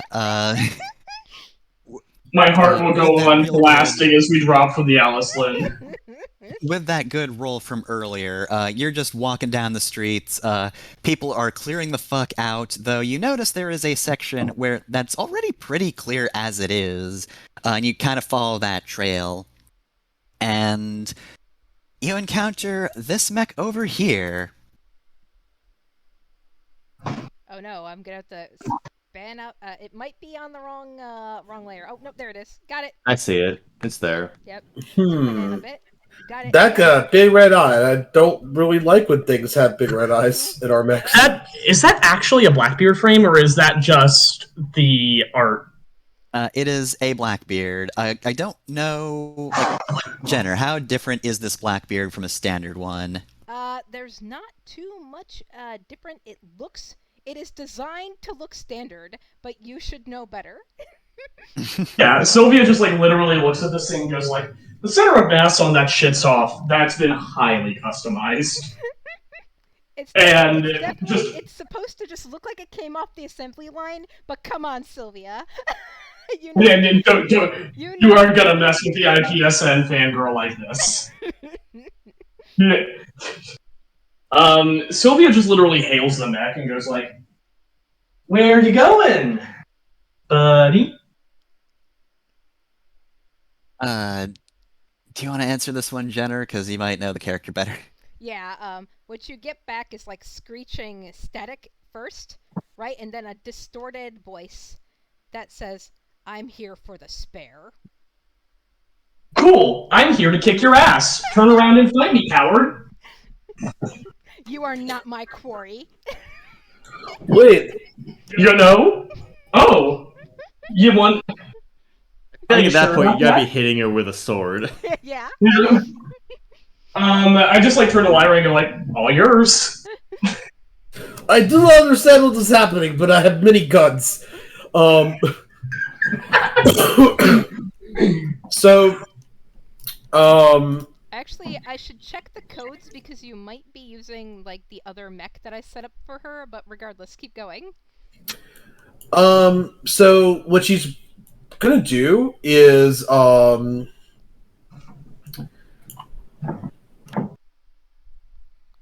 don't know how we would handle this, but basically my idea is that she kind of steps out, throws up her portable bunker thing, in the middle of this intersection, so that you'd have to jump or fly over it to sort of impede this mech's progress if it wants to keep going forward, and then just try and fire a warning salvo over atop it.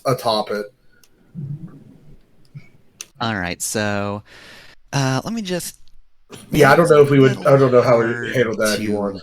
Parse here, but I think Because she's not trying to actually. She's not actually trying to hit it. okay. She's hoping to basically try and. She's trying to scare it all from making it go the other direction. All right, there are many buildings in the way. Is this arcing the thing you're using? Yes. Okay, good. Yeah, don't need to worry then. Yeah, it's okay, so she'd probably set up her. I'm assuming right here is this is an alleyway basically. Yes, that's another street. Is that the direction the mech is going? Yeah. Yeah. All right. Yeah. We were just gonna set up and basically. She's setting up her bunker right here is basically a makeshift barrier. And then firing arcing shots over here, trying to force this thing in off the roofs. So I can roll that as attack roll, whatever you want. Yeah, attack roll makes sense, I guess. Yeah. All right, so she's having to use the assault cannon here. This one's got... Okay.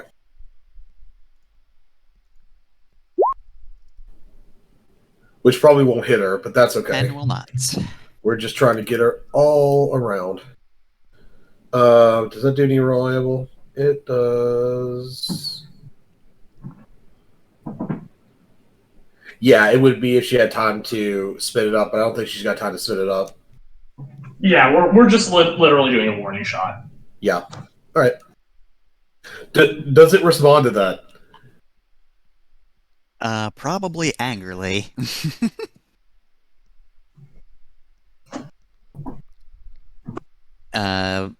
I will just assume it's immediately just going to go into combat mode. Right, Jenner? Yeah, it probably immediately goes into combat mode. It's probably going to boost right past whoever just engaged her into the one who didn't for maximum bullshit, doing the ram, grapple, stab a bunch combo. So... All right. God, also, I will mention real quickly, I was actually looking at the wrong mech sheet for this, so I'm going to just say that in-universe it, like, sheds its armor or something like that, takes off its mech cloak, and surprise, it was actually a Nelson. Yeah, it's been a Nelson this entire time. Oh shit! I should have done that. Yep. So Sylvia just goes just cracks her neck and goes ah! Now there's a... yeah. There we go. That thing is not giving any goddamn shits about any barriers. Yep, I think what she'll say as you engage her is pathetic, and then she'll cast off like the camouflage to reveal that she's a Nelson, and just goodbye. All right, so is she gonna try and get away from us? I suspect she'll probably you're not her quarry, so I suspect what she'll probably do, Fef, is just try to lock them down, right, so that they can't pursue her, and then fuck off since the Nelson has that ungodly mobility, right? So basically, she'll do a hit and run. She'll move in, cripple Sylvia since she knows that Sylvia is bullshit, and then attempt to cripple Sylvia at least, and then fuck off. Hey, quick question. How fast could you open that character sheet? Because I could just say this is controlled by you and just have you do this. Yeah, you might not be fighting as Quinn. I have it open already. I'm guessing that she'll probably rush in, do a full blown bust out charge slam for the plus to hit and the plus 1d6 damage on hit. Which is disgusting, and let's go. So it will, it's clearly slides into troll stance, Sylvia, just effortlessly. All right. So it's using a, I know that sword. Yep. Sylvia just goes now you're just biting all of my old move. Yep. I learned. All right, Jenner, I've given you control of Blade. Yep, and she, that frickin' song starts to play again. As we all know it. The only thing I know is real. As just right to here, and she'll swing out at you. So. All right, here it come.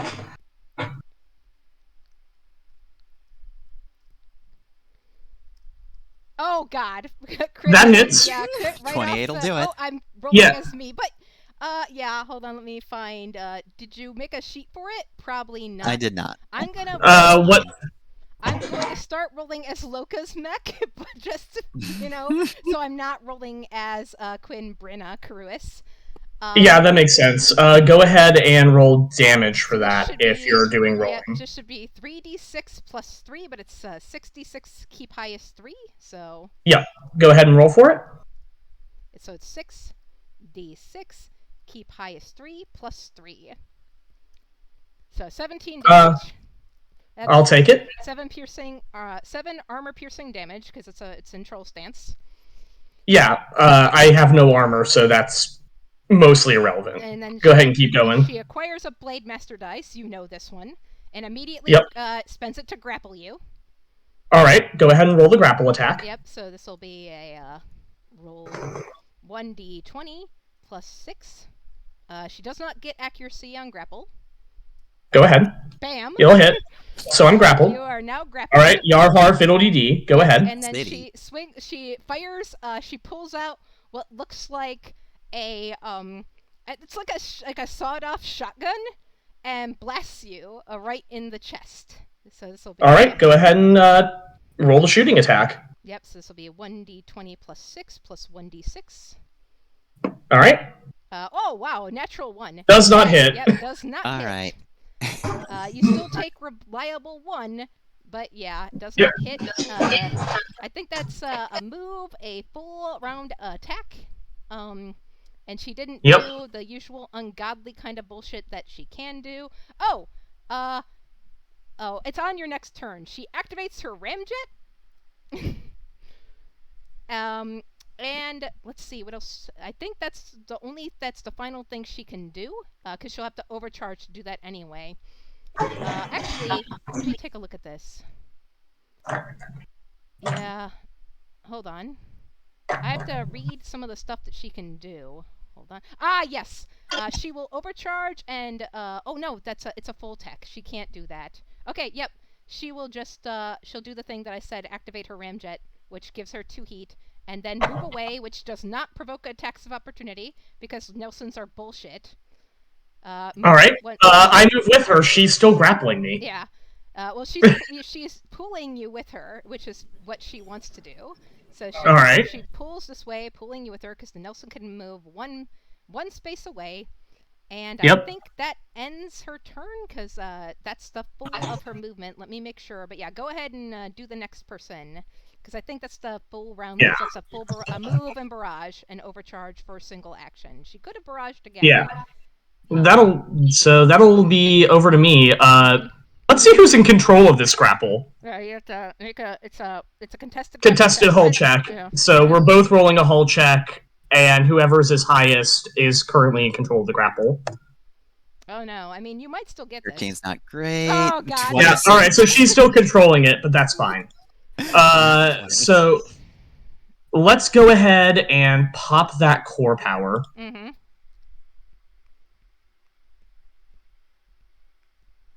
Yep. We are going to go ahead and let's skirmish with the chain axe. Mm-hmm. Natural 1. That's not great. Jeez. And Quinn's not here for you to just take a 10 on that, so you miss. Yeah. So reliable 2 damage. Yeah. She'll take 2.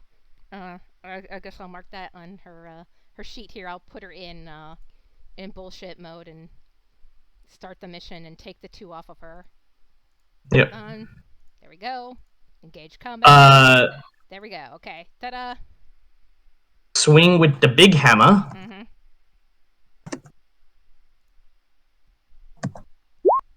Crit with it. Mm-hmm. Nice. And fire up all of the pain. So that is going to be 8d6, highest 4 plus 2. Mm-hmm. Take 19 damage. Ouch. Okay. That definitely hurt a lot. So, okay. Cool. Yep. And then we're going to spend an overcharge here, take a heat, and immediately swing again, this time with the chain axe. She parries it. She spends a Blade Master die to parry it. Alright, so that is going to be parry, parry, parry. Double checking that. Alright. Where is Duelist 2? Gain resistance to it. Yeah, so I can still make the attack. Yeah. So, unfortunately for her, resistance isn't going to matter. She gets shredded by that. Yeah. That's a crit.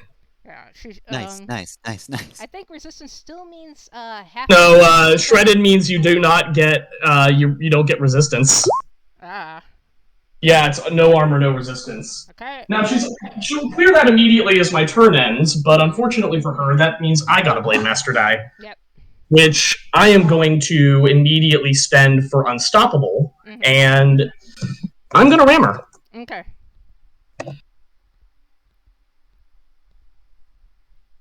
Does a 16 hit?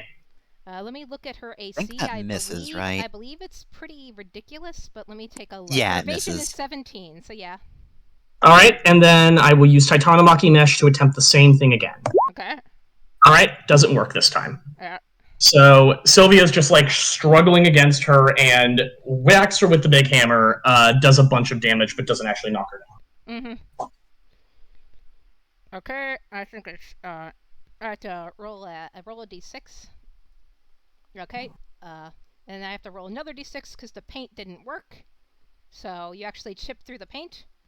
4 is a system or a weapon, right? Yep. Okay. So it is what? 3 is, I believe that's... And 1 to 3 is weapon, 4 to 6 is system. Okay, so Okay. she loses a weapon. Let's see what weapon she'll lose. Yeah, she loses specifically it's on the map. Yeah, So if she loses a map with more than 1 on it, she's losing everything on it now. Yeah, so she will probably, let's see, I think it has, I don't think those things, chain, so I believe she will lose the war pike, so let me just mark that. Mm-hmm. Yeah. Oh, hey, is the NHP you have on this mech, active on it? It is, so I have to roll to see if it cascades. Because it's not... This could be interesting. Because it's not null. I know, this is going to be great. Welcome to Keeping It Feral, folks. Rolling that one? Oh, Nope. I was boy. close, but it's fine. Okay, wait, it only cascades on a one? It only cascades on a nat 1. There is a reason cascading is kind of catastrophic, so the game doesn't want it to happen. Okay. Yeah, imagine if it happened on a 10 under. Good God, we would have all cascaded like 4 or 5 times by now. Mm-hmm.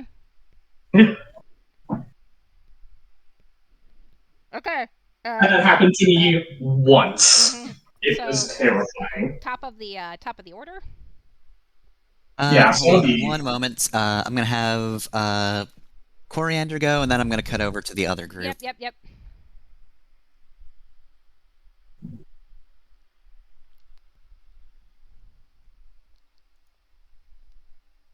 One sec, sorry.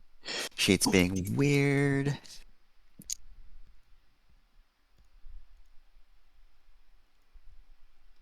I have to read what Okay, some so- of this stuff does because I had anticipated the fight being in a completely different kind of situation. But yeah. Mm-hmm. Yeah. Alright, so I'm just gonna do the usual thing Coriander does. So here comes 3 attacks. Mhm. So /roll d20 plus 6 plus 1d6. So let's see. Hits. All of those were crits. Jesus. Wow, this character's going down. Alright, so that's 6. Oh my god, I have to roll 3d6. This is gonna hurt. Oh my god, Coriander, you're ridiculous. Yeah. NPCs aren't supposed to be this strong. You remember Once again, we have got another useless object. All 3 of Coriander cannot stop killing. additional damage rolls are 6s. Holy shit! Fair. Yeah, Oh, that's 18 damage twice! Coriander just did 36 fucking damage! Oh my god! I'm kind of glad. My- Yeah. My child, you're ridiculous! And then also... You should save that Blademaster dice for someone else! Oh my and god. also, yeah, just take an additional 4 kinetic, Yeah. because Jesus Extended Blade. she's back. She's looking rough. Jesus Oh. fucking Christ. Yeah, so Blade is just grappling the Vulpes Invicta. It's fighting back, kind of struggling, trying to break the grapple. Coriander just steps to the side and just does a fucking Blade flurry Mhm. at Blade. Yeah, crits are rough, and there's nothing that she can really do since she's shredded to avoid this man. She's going down. This 1 versus 3, she thinks she's badass, but she is not. Yeah. Just like the R Quinn. Yep. Alright, just like the original Quinn. Hmm? Mm. alright, so let's see. So, I think that's another structure check, isn't it? Because that's going to be 40 damage overall. It should leave her at 1 if I did the math correctly, because That was 40 damage. it was 40 in total. Oh, I thought 18 Yeah. plus 18 plus 4. there was another 18. I thought there was only. Yeah, Coriander's Coriander's weapon does 6 damage plus the plus D6 when he D6 crits. extra. I see 118. That should be 18 plus The 4. 18 is the extra the 18 damage. was just the 3 like extra d6s from the crits combined. Each of those did 6 damage, and then all of the bonus damage was 6. Okay, so yeah, she does take another structure. Let's try the paint again. Nope. Watch. Through Yeah, the paint. wow, finally. It's probably going to stun her, and this is going to actually probably activate... Oh, hold on. Roll another d6. roll another d6? Oh, right. Yeah. No, that was the paint roll. That was the paint roll. She's rolling the structure check now. Yeah, Yeah. either way, And then- you have to. I think you have to take the lowest, if I'm not Yeah. mistaken. Yeah, If you roll double ones, though, you would just be dead, I think. Yeah. Yeah, if you roll double ones ever, you take crushing hit and die. Probably Specifically, if you roll all ones. since she hold on. Yeah, she this is just a meltdown according to the thing. I just have to roll the Sekhmet. Hold on. You're looking at So it's status. You're looking at heat rather than yeah. So you're looking at this would be structure again. So that's another mounter system. Yeah. Oh, that's no. It's the 1. She rolled a 1 and a 2 Yeah. Oh, because it's. The oh second god. So structure. roll a whole check to see if you're stunned or dead. Hold on. Or exploded, not dead. Yeah, hold on. Wait. I'm rolling. I have to do this. I'm doing this wrong. So the first roll was a 4, which is The 4 was for your paint. right. Yeah. No, So then you did 2 No, no, no, d6s no. for your structure. I did not put in the first fail for the thing. So there we go. Okay, sorry. Now the second structure, which was ultimately a 1 and a 2. Yes. Continue. So it's a 1. direct hit. I have to now try to make a hull check, apparently. Yes, Yeah, that's a plus whole 4. check is Okay. yeah. Whole check. If you roll 10 up, you're fine but stunned. If you roll under, your mech just goes down. Okay. Hey, just barely. Ooh, just Jesus made it. Literally barely up, but you are having some fun, fancy times, and you have to roll another cascade check. And now I have to roll the cascade check, which I already rolled and it said nominal, but let's roll it again. Why not? Still nominal. All right. So, no cascade yet. Alright. I think probably she should maybe go first. If she's gonna have a chance. Well, let me ask this. Technically, she's an NPC. Would she be like an elite? Because they get 2 turns. Yeah, she would technically in like normal be, combats. She would probably be an elite, especially since it's 3 versus 1. She probably gets a second turn at this point. That's fair. Yeah, Real you quick, take turns to clear Coriander stun, is going basically. to basically just boost to get soft cover, and then like go behind Blade to get to just get in their direction that way. Mm-hmm. Do they have anything that's threat 2? Because if so, you can get a reaction. Yeah. No, stunned. Yeah. You can't. No, she's Oh, yeah, stunned, stunned. so- Yeah, grappling, yeah. Yeah. Oh god, But yeah. stunned. grappling as Oh, well. right, the grapple broke because you're stunned. She made the whole check. Is she still stunned? Yeah, Whole the check whole is- check seems to explode. If you Okay. pass it, you're stunned. Okay. It's that bad. Yeah. Ouch. Yeah, so after just carving into Blade, the Rosemary just just skates around it, like fucking parkours off a building or something, and then just gets in the street behind Blade for when it starts moving, which Yeah. it's stunned, so your second turn is just used not being The stunned. second turn is basically just used not being stunned, because I don't even think you can pop protocol or anything like that when you are. Yeah, you have to spend your whole turn clearing it. Yeah. You can basically you can bail. She could bail, and she might. Can she set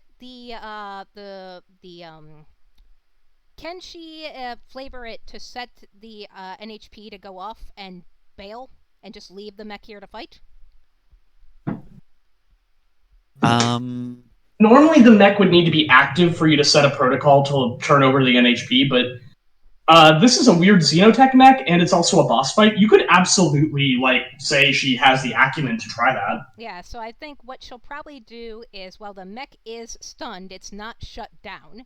So she just taps a command into the console to while it clears the stun for the NHP to activate, right, and to activate the core system, and then she'll just blast out to leave the mech there to fight, which is also what she did if you listen to the pilot log in the session where you met her the first time. She tore Quinn out of Null and then left her mech there to fight Null while she tried to escape with Quinn. So I imagine then she probably ejects then, not just dismounts. Yeah, she ejects out and away in a direction. So yeah. All right. Well, which direction is she going?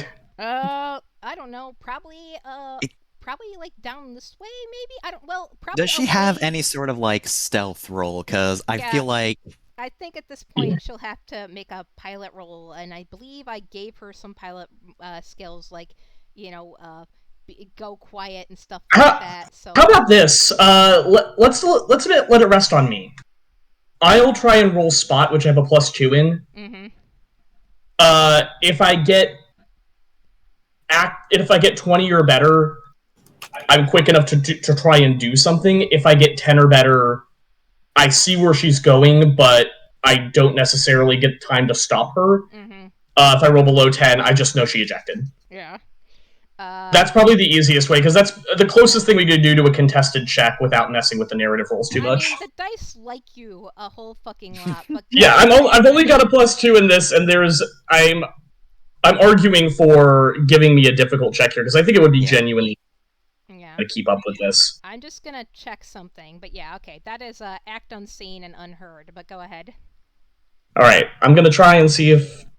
Yeah, so, like, I didn't get anything. Yeah. You were fine. yeah.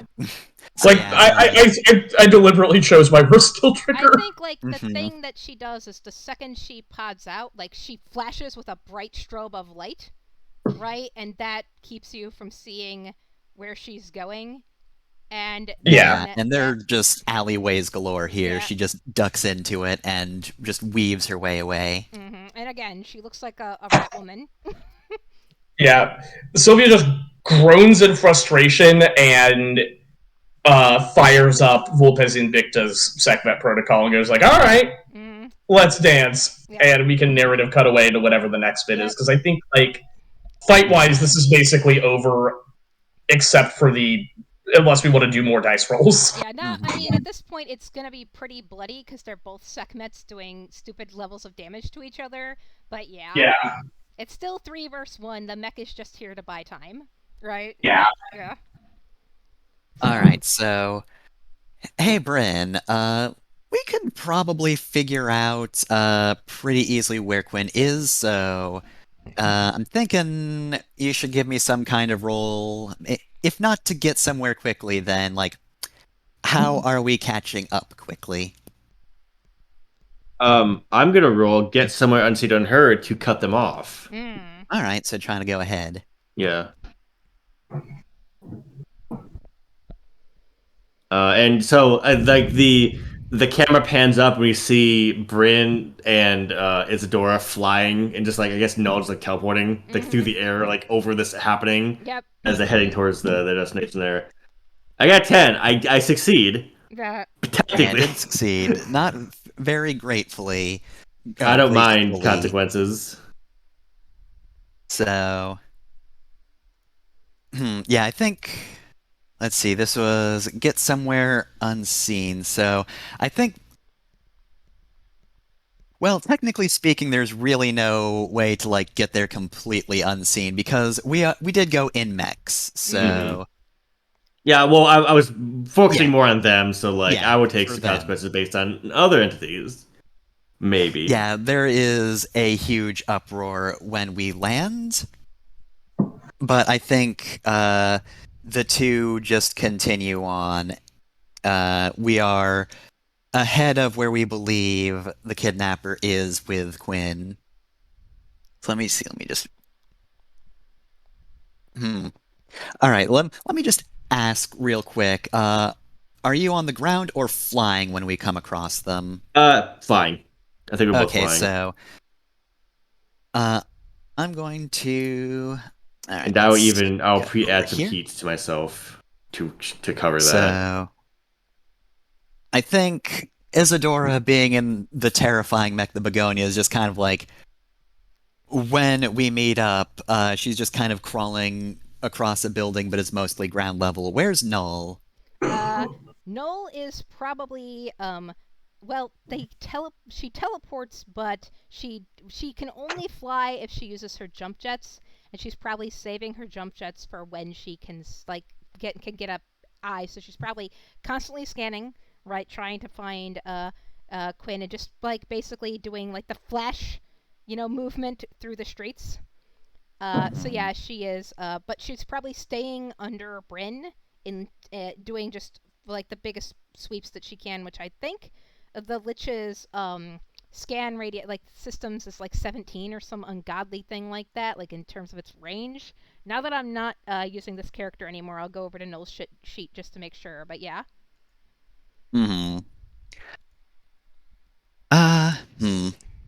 All right, I guess in that case, her sensor range is 15, so yeah, she's just basically pinging in a sensor range of 15 as she moves underneath Bryn, like shadow bolting, like shadow stepping, right? Like Alucard, right?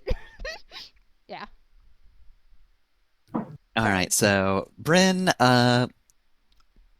I think you are just hovering there when they finally enter the scene. You notice Quinn first, of course, and then you notice one of the Adolith members in a suit of armor. Yep, we're down here. We've been betrayed. Mm-hmm. He looks up, and then he looks towards the begonia, and you just, after a moment, Isidore goes, "Wait, Gillian? What are you doing here?"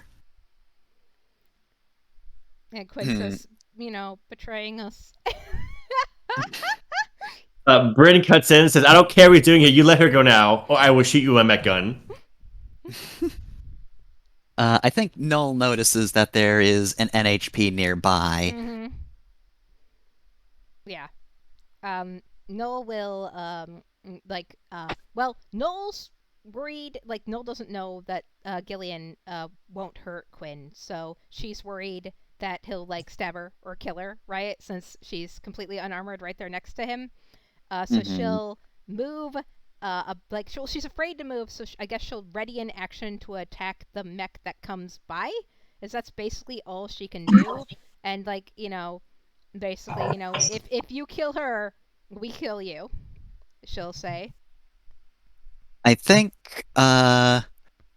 when you both threaten him, Gillian does have scythe in hand, but he walks forward, his helmet forms, but he actually stands in front of Quinn and says, "You will not take her back. Do whatever business you have, but leave her alone." This is our business, dumbass.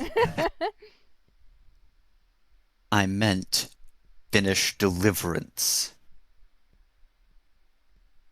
Not without my companion. Like, with that pregnant pause between, my and companion. Says no. Can I do something? Yeah? I guess, give me an agility save from Gillian, please. Alright, Bryn is gonna hit him with the Ferris Lash and try to pull him away from Quinn. Oh my god, he has armor on. That actually works. Let me see. I don't really need the blades sheet anymore, so I'll just move off of this. Is he in a mech? He's not currently in a mech. Pilots have an agility of +0. Let me just check his armor to make sure, because there are armors that have... oh yeah, armors can sometimes have... Yeah, if he's probably in like a hard suit, which it might be an assault suit, but yeah. Either way, it's a hard suit. Yeah. Hard suit. I told you it's a type of hard suit. All right, let's see.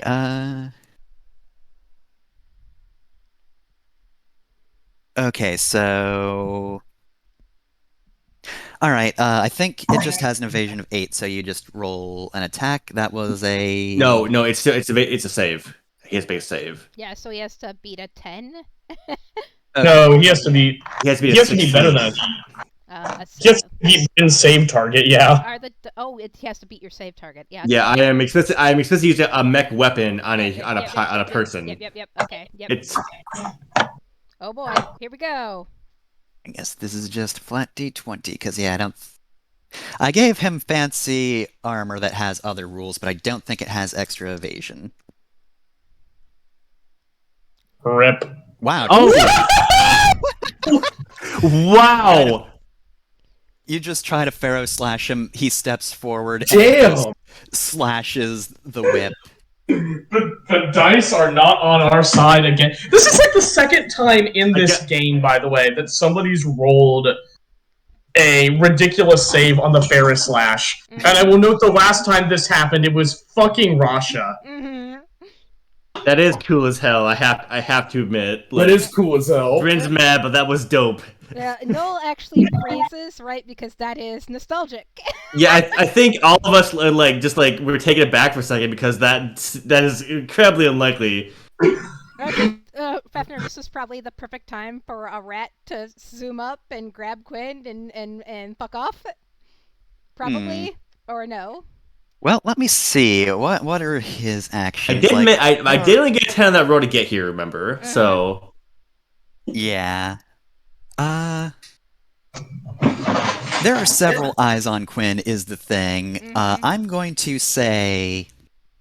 that was a pretty good response distraction I just did. To being attacked, Gillian's suit is actually going to start reflecting the light off of, like, all of the signs in the city, because there's a lot of neon and just lit up signs in this town. Attacks against him are now going to... like, have a difficulty on him because he is bright, and also, if you are close to him, you will take heat. Ah. Follow the light. But, let's see. Alright, Jenner, have the other person roll, like, act unseen or unheard. Yeah, they will probably have, stolen a motorcycle, but let us see if she rolls well enough. So this is gonna be +6 plus 1d6. Come on. Ah, hell yeah. 27, So Jesus, that's a super crit. She comes in and does the Akira slide on her stolen motorcycle. He just grabs Quinn unseen or unheard. peels off. What skill did you use? That would be probably, I think she does have Act Unseen and Unheard. Let me make sure. Let me go back to her pilot sheet. Pretty sure. Yep, she does. She has Act Unseen and Unheard. But I think this would probably, because it's too cool to not be seen. I think this will be maybe Stay Cool. Okay, so a stay cool, I'm going to say then we cannot retaliate immediately against this thing happening because, like, what the fuck? Mm-hmm. You see this cool fucking rat lady on a cool fucking motorcycle, because of course she'd fucking steal a cool fucking motorcycle, right?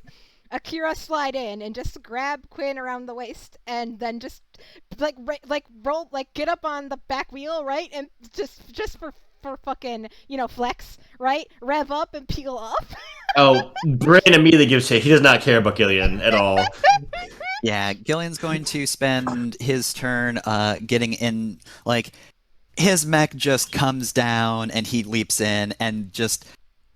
I'm assuming that he just G-Gundam calls a fucking core lander here. Mm-hmm. Yeah, so... The Scylla comes in and the Charybdis forms, his NHP is nearby, and it just gathers just fucking junk from around it, and they both start after the rat and Quinn, and the Begonia also gives chase, so... Alright, well then, I guess I will switch to the other map. I did not expect things to go quite like this, but okay. We'll work with it. Give me one moment to just fucking... I think this is going to be a slightly more abstracted fight scene because this is just constantly moving. So give me a moment to just get Pogs on here, sorry.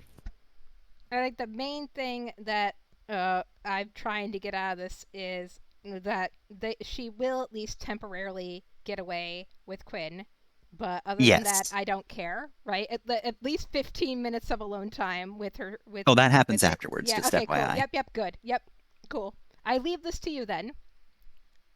So yeah, does however give us the chance for a cool mech versus motorcycle chase. So I will count this as top of the round. Yeah, okay. Actually, I'm going to say Sylvia and Lyra, I'm going to have you off-screen do violence. If you get good, like, take someone out or destroy someone rolls, you can incapacitate the mech and then start coming towards this scene. Otherwise, you'll be stuck fighting the NHP. I'm going to make an argument here. Mm-hmm. Sylvia can absolutely 1v1 that mech and send Lyra. That's true. Mm-hmm. However, that Lyra means is Lyra slower. gets somewhere quickly. Yeah. I am good at that.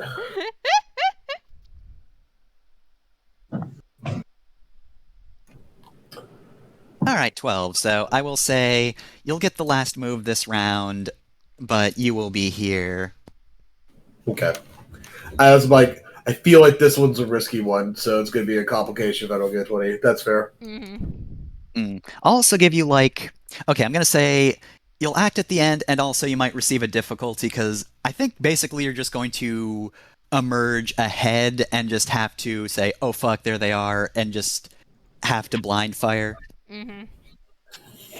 Yeah. Alright, I'll be getting so... here, like, literally just in time, frankly, with the way this mech is. Alright, we've got 3 mechs chasing the motorcycle.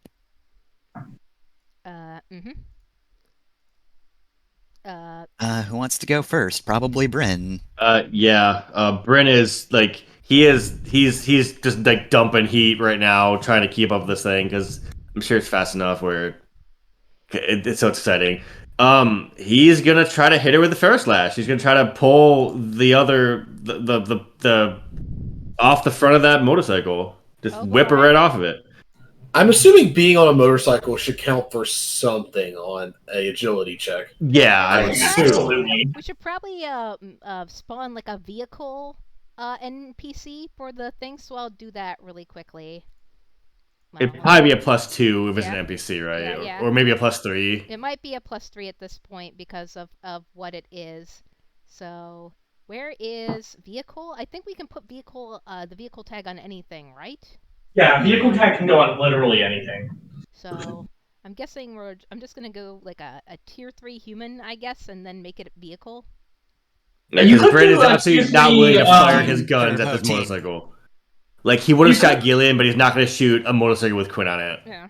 Honestly, like, I would do, for maximum craziness, I'd do tier 3 of, like, a cataphract or something like that. Okay, yeah, sounds good. It actually has good agility, because this is basically a cyborg piloting a motorcycle. This is not just an ordinary motorcycle anymore. right. We are now in superhuman reflexes territory. Yeah.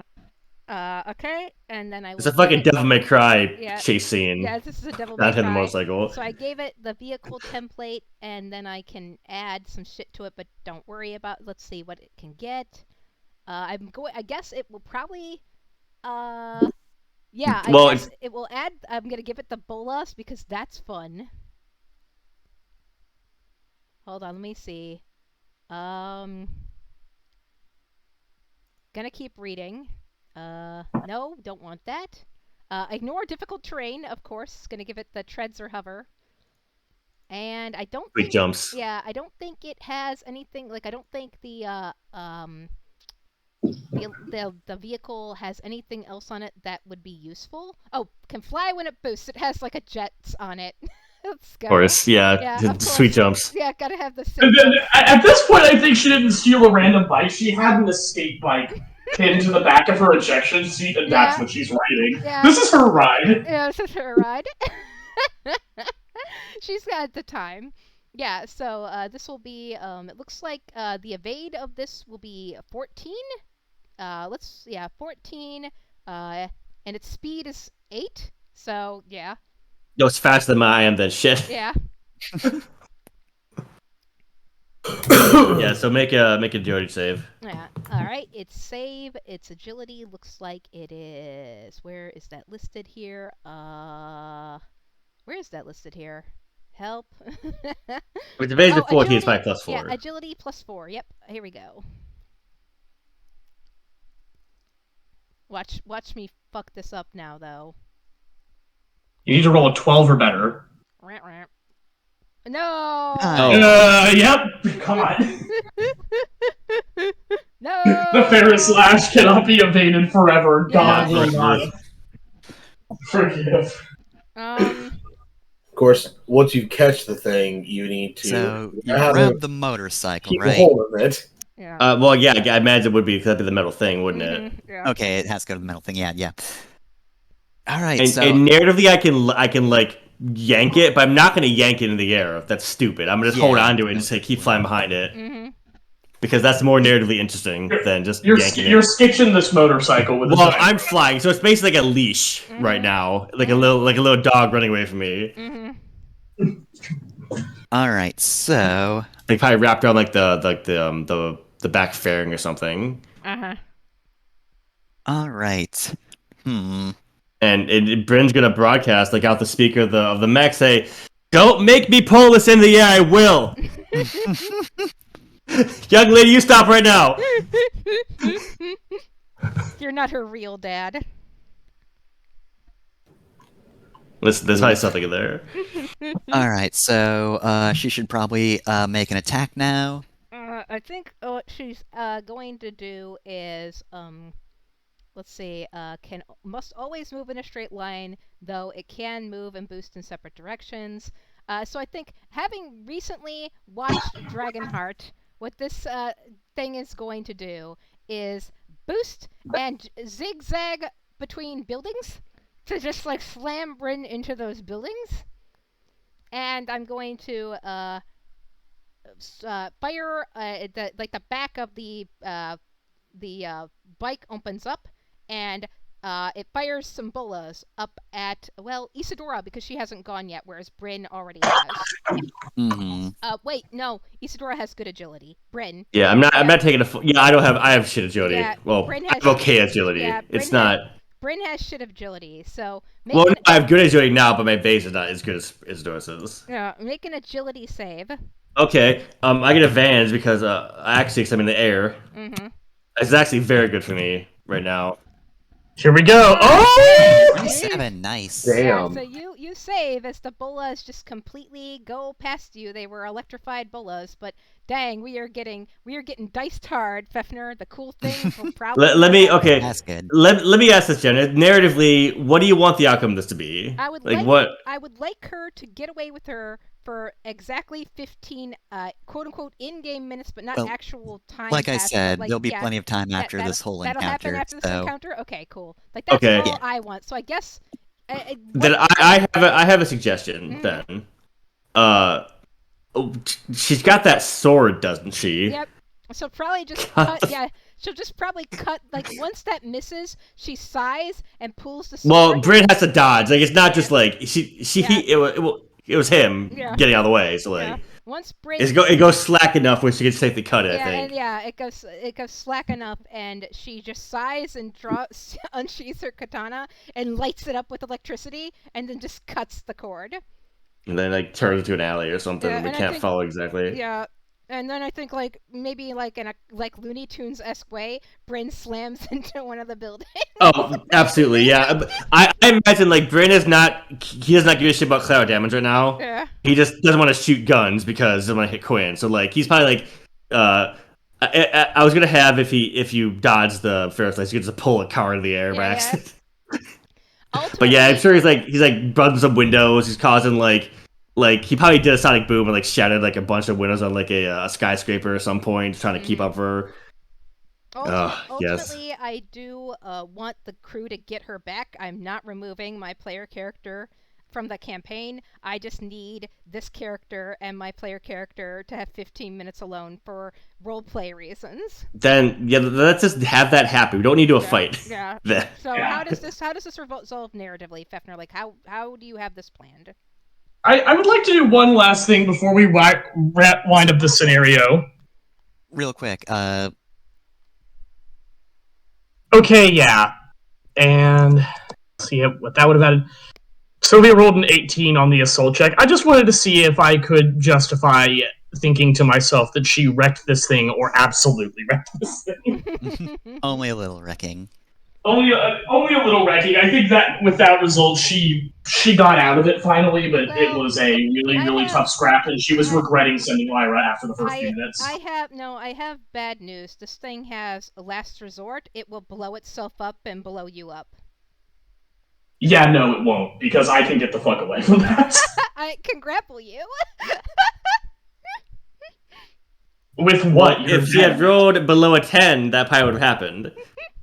Yeah. The NHP controlled mech has the NPC move where it can blow itself up and do a bunch of damage to whatever is around it. Alright, what's the save on that? Characters in Burst 1 must pass an agility save. Yeah. Alright. Is that the one? Is Last Word the one where they can blow up? That doesn't look like it's the one. Which is the one that lets them blow up?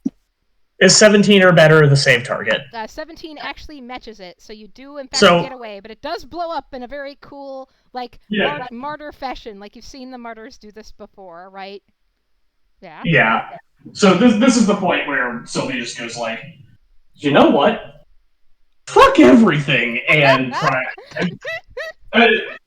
That's what was happening off screen during this cool ass motorcycle chase. Thank you, I'm done. Yep.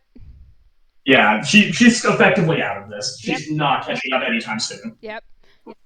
Alright, so Jenner, real quick, check your DMs so I can just make sure of something. I guess, So the motorcycle chase is going to continue, so I'm going to say this is the point at which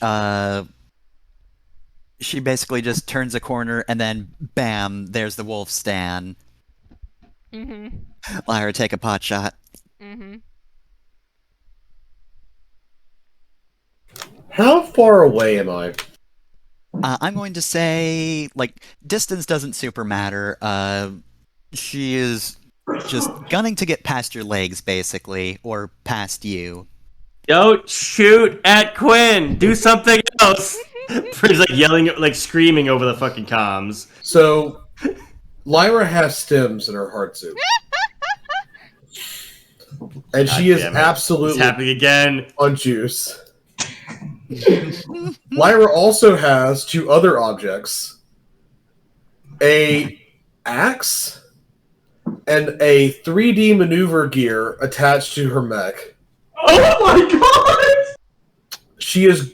So, when she shows up on the scene, knowing that if Quinn is probably going to be where, like, she can't really use her gun, she shoots the 3D maneuver gear across the thing, opens up the hatch, and attempts to slide down, using the axe as a like a zip line. Like a zip line, trying to catch the rider of the motorcycle, like square in the head. I'm so happy. I'm so happy this is happening. Go for it. This is like the murder zip line. This is extremely from that one forum thread. Yeah, this is like literally we created the child killing zip line from something awful. I do not even know what kind of role this would be. You this get somewhere quickly? Or assault, I guess? Or take someone out? What's the weapon have as its stats? So the actual thing I'm using is my literal feet. Human feet. She's not attacking the axe. She's hanging the axe from a piece of wire and like sliding down it. I want to say this is assault, but oh god, I know exactly what this is. Let's just show off. Oh god, you're right. It is show off. Fuck. Okay, I have to do it. This is absolutely. I have to do a show off, which I only have 2 in. Well, that's still 10 up. What is the evasion on the motorcycle, Jenner? The evasion on the motorcycle. Hold on, let me look. Though that 14. That is a 10 up. It's 14. That's what I said. Yeah, it's a 14. Oh, this is so close. Ugh. I'm gonna say that, like, even if that were to count, it would still be disastrous for her. This is extremely bad. Hey, I have a suggestion here. Roll for being high. Yeah, I think like that would probably be Because it's literally a 4-up at this point. Let's see if we could get one last whack on this rat girl's face. Yeah, just you fucking get advantage. Mhm. And if this doesn't roll high enough, I might fucking also have Isadora try something. But you can still like get a good hit on her, but she gets away. Yeah. That would be 14, right? That matches. It matches. That means it's got her, right? So she gets. Yeah, it's got her. Yeah, she actually. I she actually collide hit with her. this thing. I don't know what that means.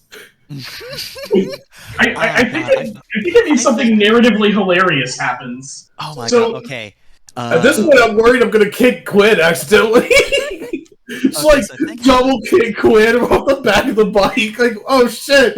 Now I'm being kidnapped. God damn it! Oh my god, so this is absolutely going to stop the motorcycle chase part of this. Hey Jenner, can you give me some kind of roll? I think what she's gonna do is just try to grab Quinn and just throw herself bodily through a window. Can I say what happens? Idea. God. What's her So idea? I think Lyra comes down and your feet just like slam like onto the front wheel of the motorcycle, and the thing just fucking just like it hit a rock and just flips forward, and they both go flying off it Yeah, over Lyra. I didn't give this character a lot of skill triggers, so I actually think this would probably just be a either stay cool or the special skill I gave her, the pass as your master skill. I'm gonna say stay cool, because Okay. like at this point you are just trying to course correct in midair. Yeah. And all the cybernetic enhancements in the world can only do so much. I think she still gets her bonus for being. Oh wow, guys! 32 oh my holy god. shit! Well, that Jesus, works that's well. amazing. Okay, that's like some fucking goddamn Ryan shit that happens. This is like she flipped into the air, launched a fucking zip line, and swung away like Spider-Man. It's What? convenient 'cause, Lyra's fucking out. Yeah, you took down a fucking motorcycle. You just go She just fucking fucking, tumbling like, through the streets. Absolutely goddamn out of it. Just like hard suit bang to hell. This works out very well though, because Christ. yeah, 32 gets her pretty far away. However, eventually, Heatstroke basically just detaches his drones and eventually just surrounds her with Oh. them. Absolutely not. No, Bryn would get in front of him. I'm not letting him get better. You crazy? I mean, it's not like he's Everyone gonna- else. There are two of the mechs here. There are three of the mechs here. I'll take care of him. You go get her. Yeah, I think like Noel will probably move to get like corner her, right? Like basically pincer her with Isadora, right? Like there's only so many ways out, right? So they can cover two angles of the building that she has escaped into or wherever she's gone, right? Together. Well, So I think yeah. by the time you catch up, even with all the cool tricks, I think she just went through a window or two, so she is cut and bleeding, and definitely has some bruises from Lyra's fucking inane stuff. Incredible fucking yeah. But she did look really, really cool. I will have to apologize later. That was She's some going Matrix to shit. Sorry, go ahead. Welcome to Jackass. She's going to throw Quinn like into a couch or something, like not a couch, something, a little table to just take the wind out of her so she won't get up, but she draws her sword and prepares to fight. However, as you draw close, Bryn and Quinn and Isadora as well feel a pressure building in their heads. Oh, piss. And who would be affected by this first? I think Well, Quinn is an empath, Yeah, right? Quinn has an Yeah. empath, so Quinn Quinn's goes an down empath. fast. The thing is, so And- without the hard suit hitting the table probably does hurt her, like she does get back on her feet pretty quickly, but then this hits her, and Yeah, you see you her like see. reel and look like pale and just crumple probably. Right? Yeah. Yeah, we see from her view, and we see Hafsa, Yeah. and then we see her again and again and again, no matter where Quinn looks in the room, and she closes her eyes, and she can just see the battlefield again. Yep. And Quinn just like is just absolutely destroyed. Like she starts like you could see her like kind of every morning I wake up and open Palm Slam a VHS tape into my VCR, and it's the video recording of my wife dying in battle, and I go through the moves. Just like the main character myself. Yeah, you can see her like crying and like recreating like the slamming against the cockpit of the mech, right? And lurching and probably vomiting. This is probably gonna hit her way harder than anybody else because of that empath shit. Mhm. Yeah. Isadora, we don't see anything specific from her point of view, but she does clutch her head and just she has to take a knee because there's just this overwhelming pressure and just almost this nails on chalkboard-esque sound. Outside, you don't get this as hard, Lyra and Sylvia, but like if you try to approach, you do just get this pressure and you have to back off because there's just this splitting pain in your head.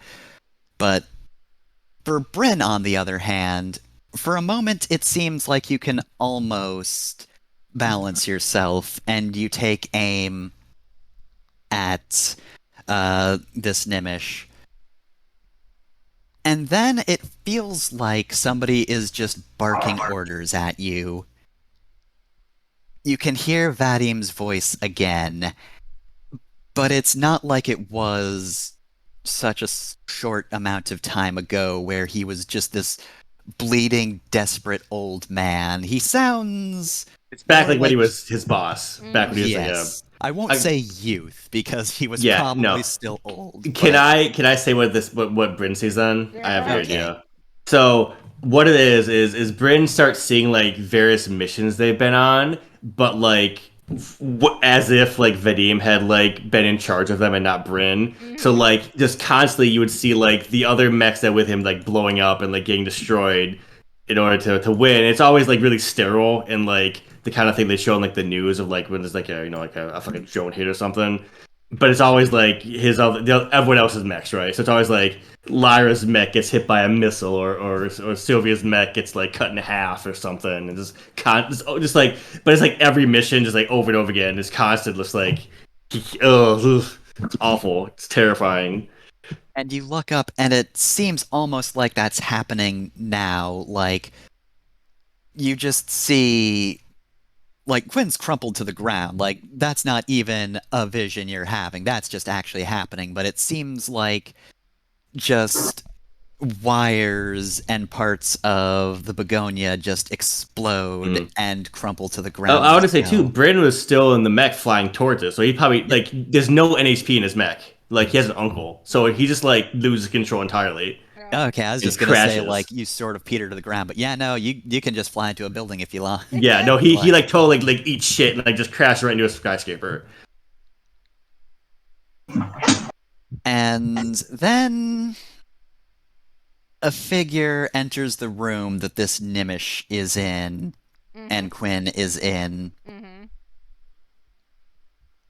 And you can't quite see who or what they are. It's like TV static in the shape of a man entered. But you can hear a voice clearly going, "One hell of a mess, isn't it? Honestly, this might just be the worst one." And the figure... I'll control most of this scene, but how does this figure react to the Nimish, who is not been doing great this fight? Yeah, I mean, the figure... I figure the Nimish was also hit by this. And the messenger doesn't care about quote unquote friendly fire because there is no friendly fire for the messenger. So the Nimish is also crumpled to the ground, seeing something. The image that you see of the Nimish is of Quinn, like this, her absolutely obsessed, fawning over Default, the streamer persona Default, and like trying to get Senpai's attention and just being endlessly scorned. And like never getting Senpai's attention. And you see, remember the escort missions in the mine that Quinn did at the beginning of the Blair mission, the second Blair mission? You see that playing out again, where Quinn is just humoring this girl and not giving her any attention at all, just kind of playing along, and like the yearning, right? And you realize this girl is not Quinn Prime. But this messenger kicks her over onto her back and says, "You have outlived your usefulness," and just executes her right in front of you. The woman gets to say, "You promised," before the messenger sends her final message. But yeah, bam. So all Gillian can get out is just, You're the messenger then? Consider your message received. The figure just shakes their head and says, Yep. We are caught up with that point, and quite frankly, I don't think that really matters. I'm surprised you're even still here. Just goes to show you just how wrong everything's gotten at this point. I think since Gillian is debilitated, right, from this, the messenger steps over calmly and picks up both the warp cannon and the spear from him, right, and just slings both over her, and then we'll go over and just, take Quinn with her or whatever. Like, at this point, I'll hand it back to you, but definitely, yeah. Mm-hmm. Gillian's response is just, I made a promise not to let those... And I think at this point, he just gets a real hard kick. He just gets knocked over. Yeah, and what the messenger says is, "Don't worry, sweetheart. They're with who they really belong to. You're not even the real deal," she says to Quinn. "You're just a spare." And... At this point, So what's Quinn doing on the ground? She's wink, wink. Like, she's hyperventilating, right? She's like heaving in pain, right? Like gasping in pain and clutching at like her chest and like curling into a ball, gritting her teeth, trying to like beat through the pain, right? And I think she should be able to get to her feet like slowly, which causes this messenger to scoff audibly, since she's wearing like a cool mask, right? And look at her shakily, right? And then Quinn's still clutching something, right? Oh yeah, she's got the she reaches up to grasp at like, as she gets to her feet and she's wavering, she almost loses her footing and crumples again, but instead, to like resolve herself, right, to draw the power, she grabs at the dog tags, which finally make them visible, right?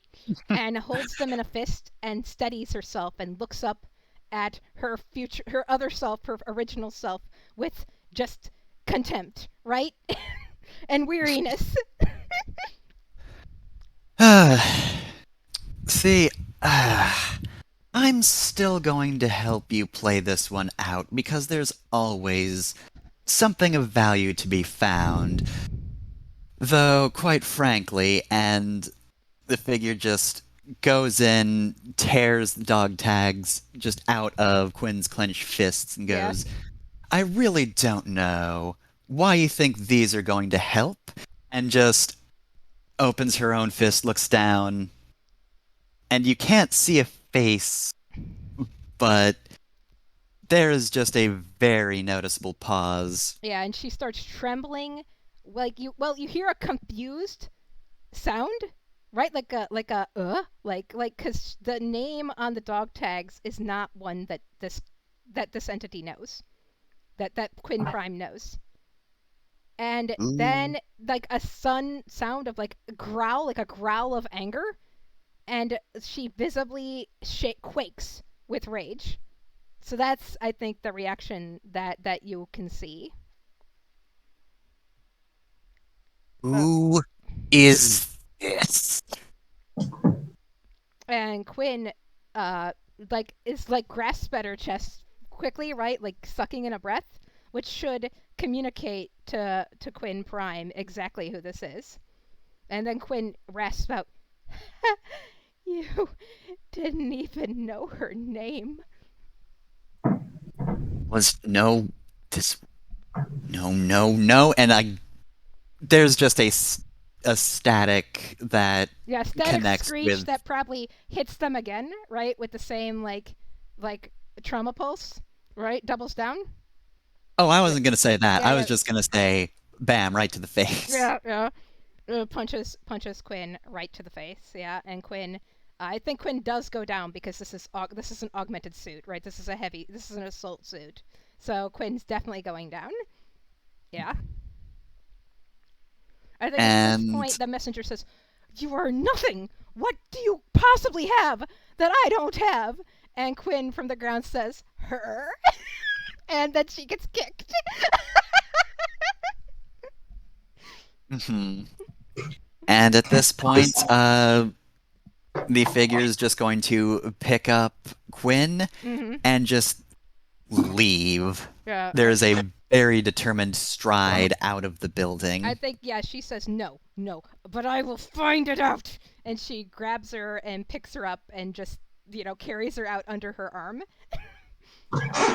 And it takes a few minutes, but eventually the pulse that hit everyone fades a little bit, and Lyra and Sylvia finally catch up.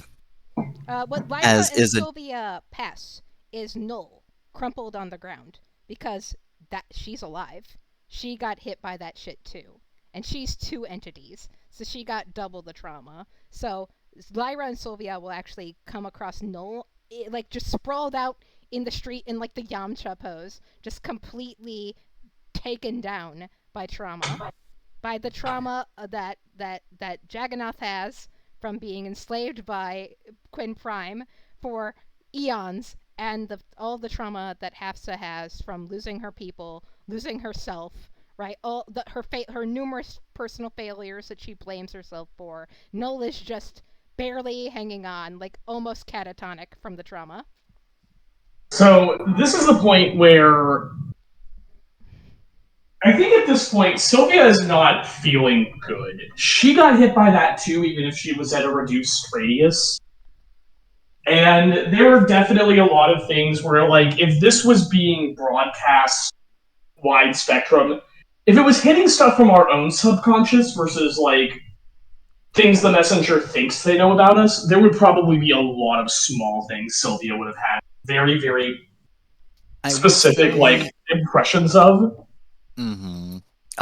It does make a difference, because if it's something that Sylvia, especially early in the campaign, Sylvia was not completely forthcoming about her backstory. Mm-hmm. So there are details about her that the messenger might not know about in this loop. The messenger, Quinn Prime, never took the opportunity to even get to know any of you. So she would. So if it's coming from her, Sylvia might remember flashbacks and impressions of Smart Brain and some of the shit that happened there. Yeah. She won't remember the really traumatic shit, which was having to kill people. Yep. She'll get vague impressions of it, and her brain will fill in the rest. And she at this point, she's just because she was far enough out to stay standing. Her reaction to that is, I'm going to find whoever did this, and I'm going to punch him in the schnoz until she sees Null. She goes, oh. Well, this is fucked. Yeah. And just scoop her mech down like have her mech kneel down and kind of scoop Null up, try and carry her as best she can. And then you look up and you see Bryn's mech embedded halfway in a building, it's like Yeah. smoking. Yeah. It's even more fucked than I thought. Yeah. It is okay. He will make it up somehow. Yeah. Yeah. Yeah. So Sylvia and Lyra just start triaging the fuck out of people. Yeah, you have the mesh that lets you just carry whatever, so you can easily pick up Null. Yeah. No, Null Yeah. also gets small. And Null, Right. Null can be whatever size she wants to be because she's, weird. So at this point, like, also she's gonna discover the bloody corpse of someone who looks like Quinn, Yep. Well, and that's the point where Sylvia goes, "Oh well, fuck!" she finds the bloody corpse of the rat person with just like her head blown open. But if you take the collar off, you recognize her as the moderator from Quinn's chat, the one that. So we have a good couple of seconds of like, wait, is that? Yeah. But like, oh Yeah. god, no, it's not. Yeah. Okay, yeah. Sylvia just immediately goes like, "That's fucked." And you can see that she's been cyberneticked up with. It's not exactly smart brain tech, but you can tell that Quinn Prime had access to at least studying smart brain adjacent shit. So she's all cybered up, but it's not exactly a copy, right? It's not exactly smart brain. It's a genius prodigy's kid's attempt to recreate it. Sylvia has her own fucking like augments at this point because they're more or less integrated. Mm-hmm. And looks around to Lyra and goes like, "Right. I don't even know where to begin." Yep. And I think at this point, a mech lands, and it's the Burning Ranger. Mm-hmm. And without missing a beat, Cinder just emerges and looks, fittingly worried and says, "Okay, I hate to say it, but we don't have a lot of time to get out of here." Yeah. That's what I was worried you were going to say. Let's fucking go. And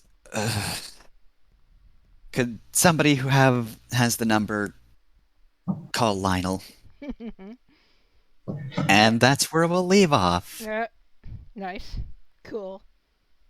Yep. So, I guess session 2 is just the confrontation with Quinn Prime, with the messenger of Twink. I guess I can link you the sheet, but because she doesn't have Null, she's probably piloting a goblin that she printed out from the printer of the I guy. have an idea for this fight, Okay, but you yeah, got it? send Okay, me cool. in case I want. Well, I don't have it. Send me to it just in case, but I have a boss gimmick in mind. Oh, well then no, I don't want to mess it up, but I will send... It could fit with the boss gimmick. I will see. I have an idea. I just need to actually, put it together. Okay, I'll send you her code because I don't know how to get it. And I thought I already sent it to you, but I think I updated it. So let me just put that in the warbad so both of you can look at this ungodly thing. All right. So, next session, main group is probably just going to work on not getting caught by bounty hunters while also having to get Bryn back up on his feet. So yeah, I'm giving myself damage, like because he crashed your building. Yeah, like he probably doesn't matter. He probably took kinetic damage at least. Yeah, no, yeah, he is busted to shit, like inside that mech. Down and out, probably, Yeah. at this point. yeah. So hey, Lionel will contact whatever characters we want to bring together to go after Quinn. I'm happy. Quinn Prime. Mm-hmm. Well, save Quinn, defeat Quinn Prime. Mm-hmm. Ah, man, I can't wait for Quinn Prime to have spare body parts that she can use should horrible things happen to her. All right. Alright. So yeah, I already know who. Cass has already expressed an interest in playing a specific character, but any NPC is or any good NPC is open. So I think Hyrule's busy, so you probably can't play her, but Hyrule unfortunately has to pilot the rocket shipping into the gate, the new gate that Dolores is making. S could show up with Hafsa's original mech, but I think that's a little bit too early narratively. I suspect the best I'm actually going to do is play Velius. Velius will come out of retirement. Nice. I think his Aegis back, so he's available if you want his sheets. Heatstroke, Cinder. Do I have any other pilots? I don't think I have any pilots that anybody else would want to play. I'm gonna do Kanto again. I'm gonna redo the mech though. I'm gonna make her basically a gunslinger missile fire. Nice.